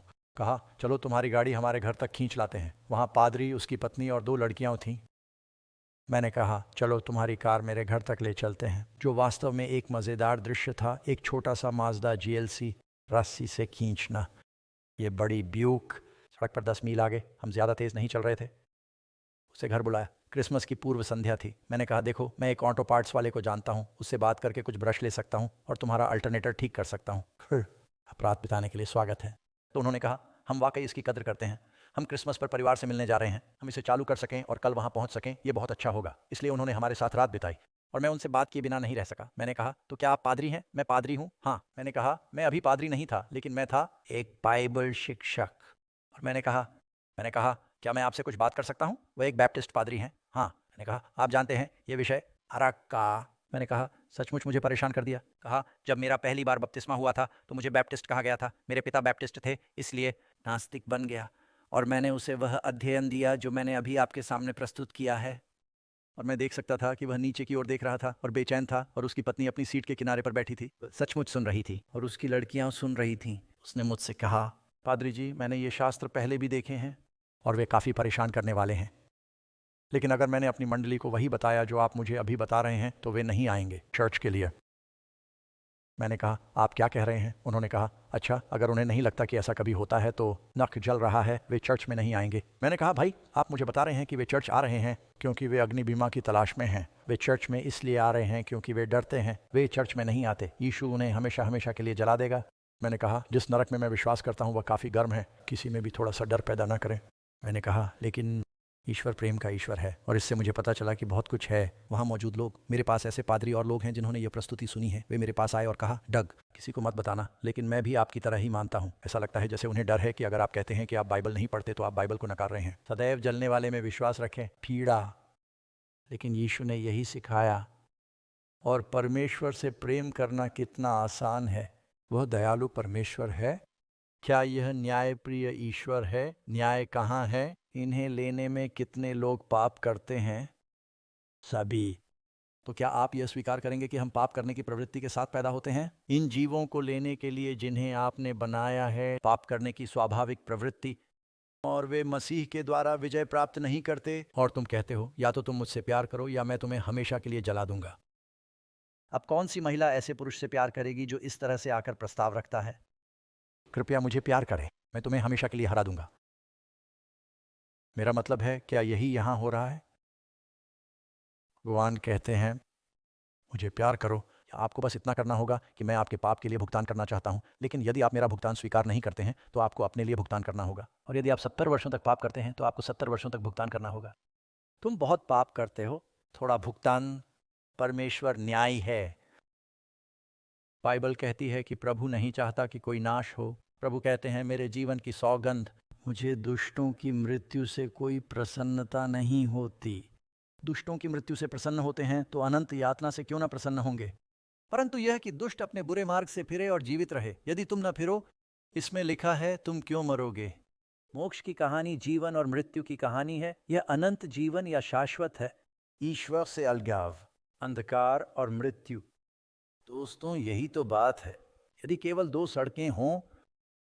जब मैं पहाड़ों में रहता था, गुफा में, मैं सच में अपनी गवाही आपको बताता हूँ, मैं आमतौर पर पहली रात ऐसा नहीं करता, वरना लोग अपना सारा आत्मविश्वास खो देते हैं। लेकिन मैं चोर हुआ करता था। मैंने ड्रग्स और शराब का सेवन किया, मैं तरह तरह की परेशानियों में फंस गया और मैं घर से भाग गया। जब मैं लगभग 16 साल का था तब मैं पहाड़ों में एक गुफा में चला गया था। मैं घर से जल्दी निकल गया।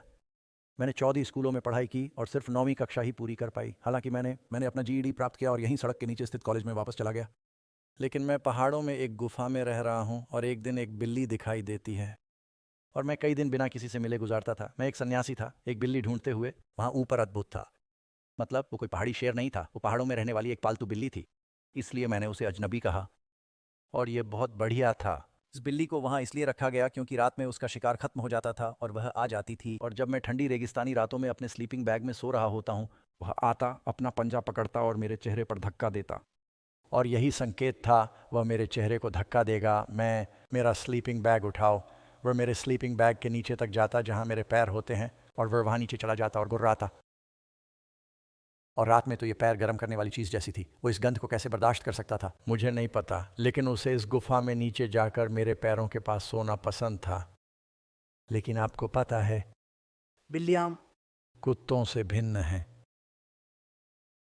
कुत्ते स्वर्ग जा रहे हैं, बिल्लियाँ मुझे यकीन नहीं है, क्योंकि आप जानते हैं अगर कोई कुत्ता किसी का मुंह पकड़ लेता है, घूंट, वह चला गया और वह मुस्कुरा रहा है, अपनी पूंछ हिला रहा है और बस इतना ही। लेकिन अगर कोई बिल्ली चूहे को पकड़ ले, वह अपने भोजन के साथ खेलना चाहता है और उन्हें पसंद है। वे इस जीवित चूहे को पकड़ते हैं और वे इसे चारों ओर मारेंगे और इसे पीड़ा देंगे। और मैं एक रात अपनी गुफा में था और मैं अपना खाना पका रहा था और अजनबी पकड़ा गया, एक कंगारू चूहा। और ये काफ़ी प्यारे होते हैं, जानते हो, इनकी लंबी पूंछ होती है और ये उछलते हैं, और उसने इस कंगारू चूहे को पकड़ लिया। और आप जानते हैं वह स्वाभाविक काम कर रहा है, तो उसे अपना काम करने दो। वह अपना खाना खा रहा है, मैं अपना खा रहा हूँ। तो वह माउस के साथ थोड़ा खेलता था और वह उसे छोड़ देता था। वह चीज़ उछलकर भागने की कोशिश करती और वह फिर से उस पर झपट पड़ता और वह उसे इतना घायल कर देता कि उसे पता चल जाता कि वह ज़्यादा दूर नहीं जा सकती, और फिर वह उसे छोड़ देता और कहता, मैं तुम्हें चुनौती देता हूँ, भाग कर देखने की कोशिश करो। और वह फिर से उस पर झपट पड़ता और मुझे इस छोटे जीव के लिए बहुत दुख हुआ, आप जानते हैं। और यहाँ कोई भी वास्तव में इसे देखना पसंद नहीं करता है। बिल्ली, तुम्हें पता है, धीरे धीरे मारो। एक माउस। आप में से कितने लोगों ने इसे पहले देखा है? समझ रहे हैं मैं किस बारे में बात कर रहा हूँ? और फिर एक बिंदु पर वह उस चीज़ को छोड़ दिया और वह इस बिंदु पर इतनी चकित थी कि वह गई और एक हताश छलांग लगाई, और यह हॉप मेरी आँख के अंगारों के ठीक बीच में। दर्शकों की सामूहिक आहें सुनिए, एक चूहे के लिए।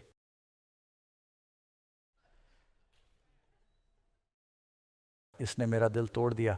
वो छोटी सी चीज़, मैं कुछ नहीं कर सकता था। मैंने बस देखा और वो एक दो पल के लिए तड़पती और चीखती रही, और इससे मुझे बहुत परेशानी हुई। स्ट्रेंजर को भी यह बात परेशान कर रही थी क्योंकि उसने उस रात खाना बनाने की योजना नहीं बनाई थी, लेकिन बस इस छोटे जीव को पीड़ित देखने के लिए। चूहे के बारे में सुनकर आप परेशान हो गए हैं। कुछ सेकंड के लिए जलता हुआ। क्या आप परमेश्वर से भी अधिक प्रेमपूर्ण हैं? क्या तुम भगवान से ज़्यादा न्यायप्रिय हो? अगर तुम चूहे के साथ ऐसा नहीं करोगे, तो फिर हम कैसे सोच सकते हैं कि ब्रह्मांड का प्रेमी परमेश्वर अपने पुत्र को भेजेगा? हमें बचाओ, ये पीड़ा देने वाला है। दोस्तों, ये अंधकार युग से आया है। चर्च इसका इस्तेमाल लोगों को डराकर अपने वश में करने के लिए करता था। बाइबल ऐसा नहीं सिखाती। आपके पास दो विकल्प हैं, जीवन या मृत्यु। परमेश्वर ने आदम और हव्वा से कहा, तुम अवज्ञा करोगे, तुम अवश्य मर जाओगे। सच तो ये है कि अनुवाद कहता है कि मरते समय आप मरेंगे। हमारे पास दो विकल्प हैं, जीवन या मृत्यु, जो हमारे सामने रखे गए हैं। लोगों को नष्ट करना परमेश्वर के तरीकों के बिल्कुल विपरीत है। नरक की आग को उनके असामान्य कार्य कहा जाता है। यहाँ तक कि खोए हुए लोग भी स्वीकार करेंगे कि परमेश्वर का एकमात्र इच्छा उन्हें बचाने की थी। संख्या 15। पाप और पापियों के नाश के बाद यीशु अपने लोगों के लिए क्या करेगा? फिर भी हम उसके वादे के अनुसार उसकी प्रतीक्षा कर रहे हैं। एक नया आकाश और क्या, एक नई पृथ्वी जिसमें धार्मिकता वास करती है। और प्रकाशित वाक्य 21:4 में बाइबल हमें प्रेरित करते हुए समाप्त होती है, हमें वादा करते हुए भगवान उनके हर आंसू पोंछ देंगे।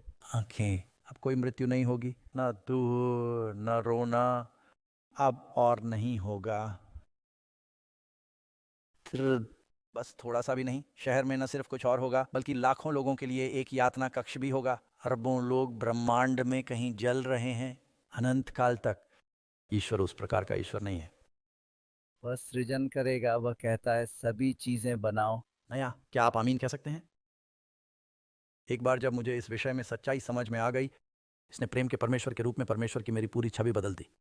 तब तक ईश्वर से प्रेम करना मेरे लिए कठिन था। उसने कहा, मुझसे प्यार करो या मैं तुम्हें जला दूंगा। एक बार जब वे समझ गए कि न्याय है और वह एक न्यायप्रिय ईश्वर है, वह एक प्रेममय ईश्वर है और वह हमसे इतना प्रेम करता है कि हमें नरक की आग से बचाता है, उसने कहा, मैं तुम्हारी नरक की आग के दर्द से गुजरूंगा आपके लिए। क्रूज पर यीशु ने आपके नरक का अनुभव किया ताकि आपको ऐसा ना करना पड़े। वह तुमसे बहुत प्यार करता है। हमें इसे ठुकराना है, उसका दिल टूट जाता है। संख्या शून्य, क्या पाप की समस्या कभी फिर से उठेगी? उत्तर, दुख नाम पुस्तक। दुख दूसरी चाय तक नहीं बढ़ेगा। जब हम देखते हैं कि कितना पाप है, परमेश्वर को चोट पहुंचाई और इसकी कीमत परमेश्वर को चुकानी पड़ी, हमें इस बात की चिंता करने की ज़रूरत नहीं है कि ऐसा फिर कभी होगा। मैं एक नया आकाश और एक नई पृथ्वी बनाऊंगा और पहले वाला नहीं रहेगा। याद आया या मन में आया, इसके बारे में सोचेंगे भी नहीं। हम लोगों से घिरे नहीं रहेंगे अनंत काल तक आग की लपटों में तड़पते हुए। सब पुरानी बातें बीत चुकी हैं, उनका दुख खत्म हो गया है। अब ना कोई दर्द है, ना कोई आंसू, सब कुछ नया है। पाप, दर्द, आंसू, मृत्यु गया। नया अध्याय, नया ब्रह्मांड, नया स्वर्ग, नई पृथ्वी। परमेश्वर सभी चीज़ों को नया बनाता है। संख्या 27। कितना गहरा सवाल है। क्या अय्यूब की पुस्तक पूछती है आदमी के बारे में अपने निर्माता की तुलना में? ये बात आपको अय्यूब की पुस्तक में मिलती है। अय्यूब 4:17 में कहा गया है, क्या नश्वर मनुष्य परमेश्वर से अधिक धर्मी हो सकता है? क्या हम परमेश्वर से अधिक दयालु हैं? मैं शर्त लगाता हूं कि यहाँ कोई भी ऐसा नहीं है जो आपके सबसे बुरे दुश्मन को ले जाएगा और उन्हें पीड़ित देखना चाहते हैं। धधकती, झुलसती, जलती आग और गंधक में आपने कभी अपनी उंगली जलाई है? मुझे याद है बचपन में मैंने मिकी मेंटल के बारे में एक छोटी सी कहानी पढ़ी थी। रिहान और उसने एक मिट्टी के तेल का लैंप पकड़ लिया ढक्कन के पास। उसे अंदाज़ा भी नहीं था कि वह कितना गर्म होगा, और इससे पहले कि उसे एहसास होता कि उसने क्या कर दिया है, उसने इसे उठा लिया था। आग लगना और उसे इसे सुरक्षित रूप से नीचे रखने तक 3 सेकंड तक इसे लटकाए रखना पड़ा, और फिर उसके हाथों पर निशान पड़ गए। और मैंने सोचा कि यह कितना कठिन होगा। परमेश्वर नहीं चाहता कि हम ऐसा अनुभव करें। वह हमसे बहुत प्यार करता है। आप में से कितने लोग सोचते हैं कि आप ऐसे परमेश्वर से प्रेम कर सकते हैं? हे प्रेमी प्रभु, हमें यह विश्वास, यह प्रेम और यह भरोसा दीजिए आपके बेटे कि आप परमेश्वर से प्रेम करते हैं और हमें नया बनाते हैं। हमें स्वीकार करने में मदद करें, त्याग करना, जीसस के नाम में। कल रात जॉर्डन से एक आवाज़ आएगी। दोस्तों, इसे देखना ना भूलें। हम बेसब्री से इंतजार कर रहे हैं। आप सभी का यहाँ होना बहुत शुभ है। ईश्वर आपका भला करे। शुभ रात्रि। और हमें उम्मीद है कि आप फिर आएंगे और अपने दोस्तों को भी साथ लाएंगे। बहुत बहुत धन्यवाद।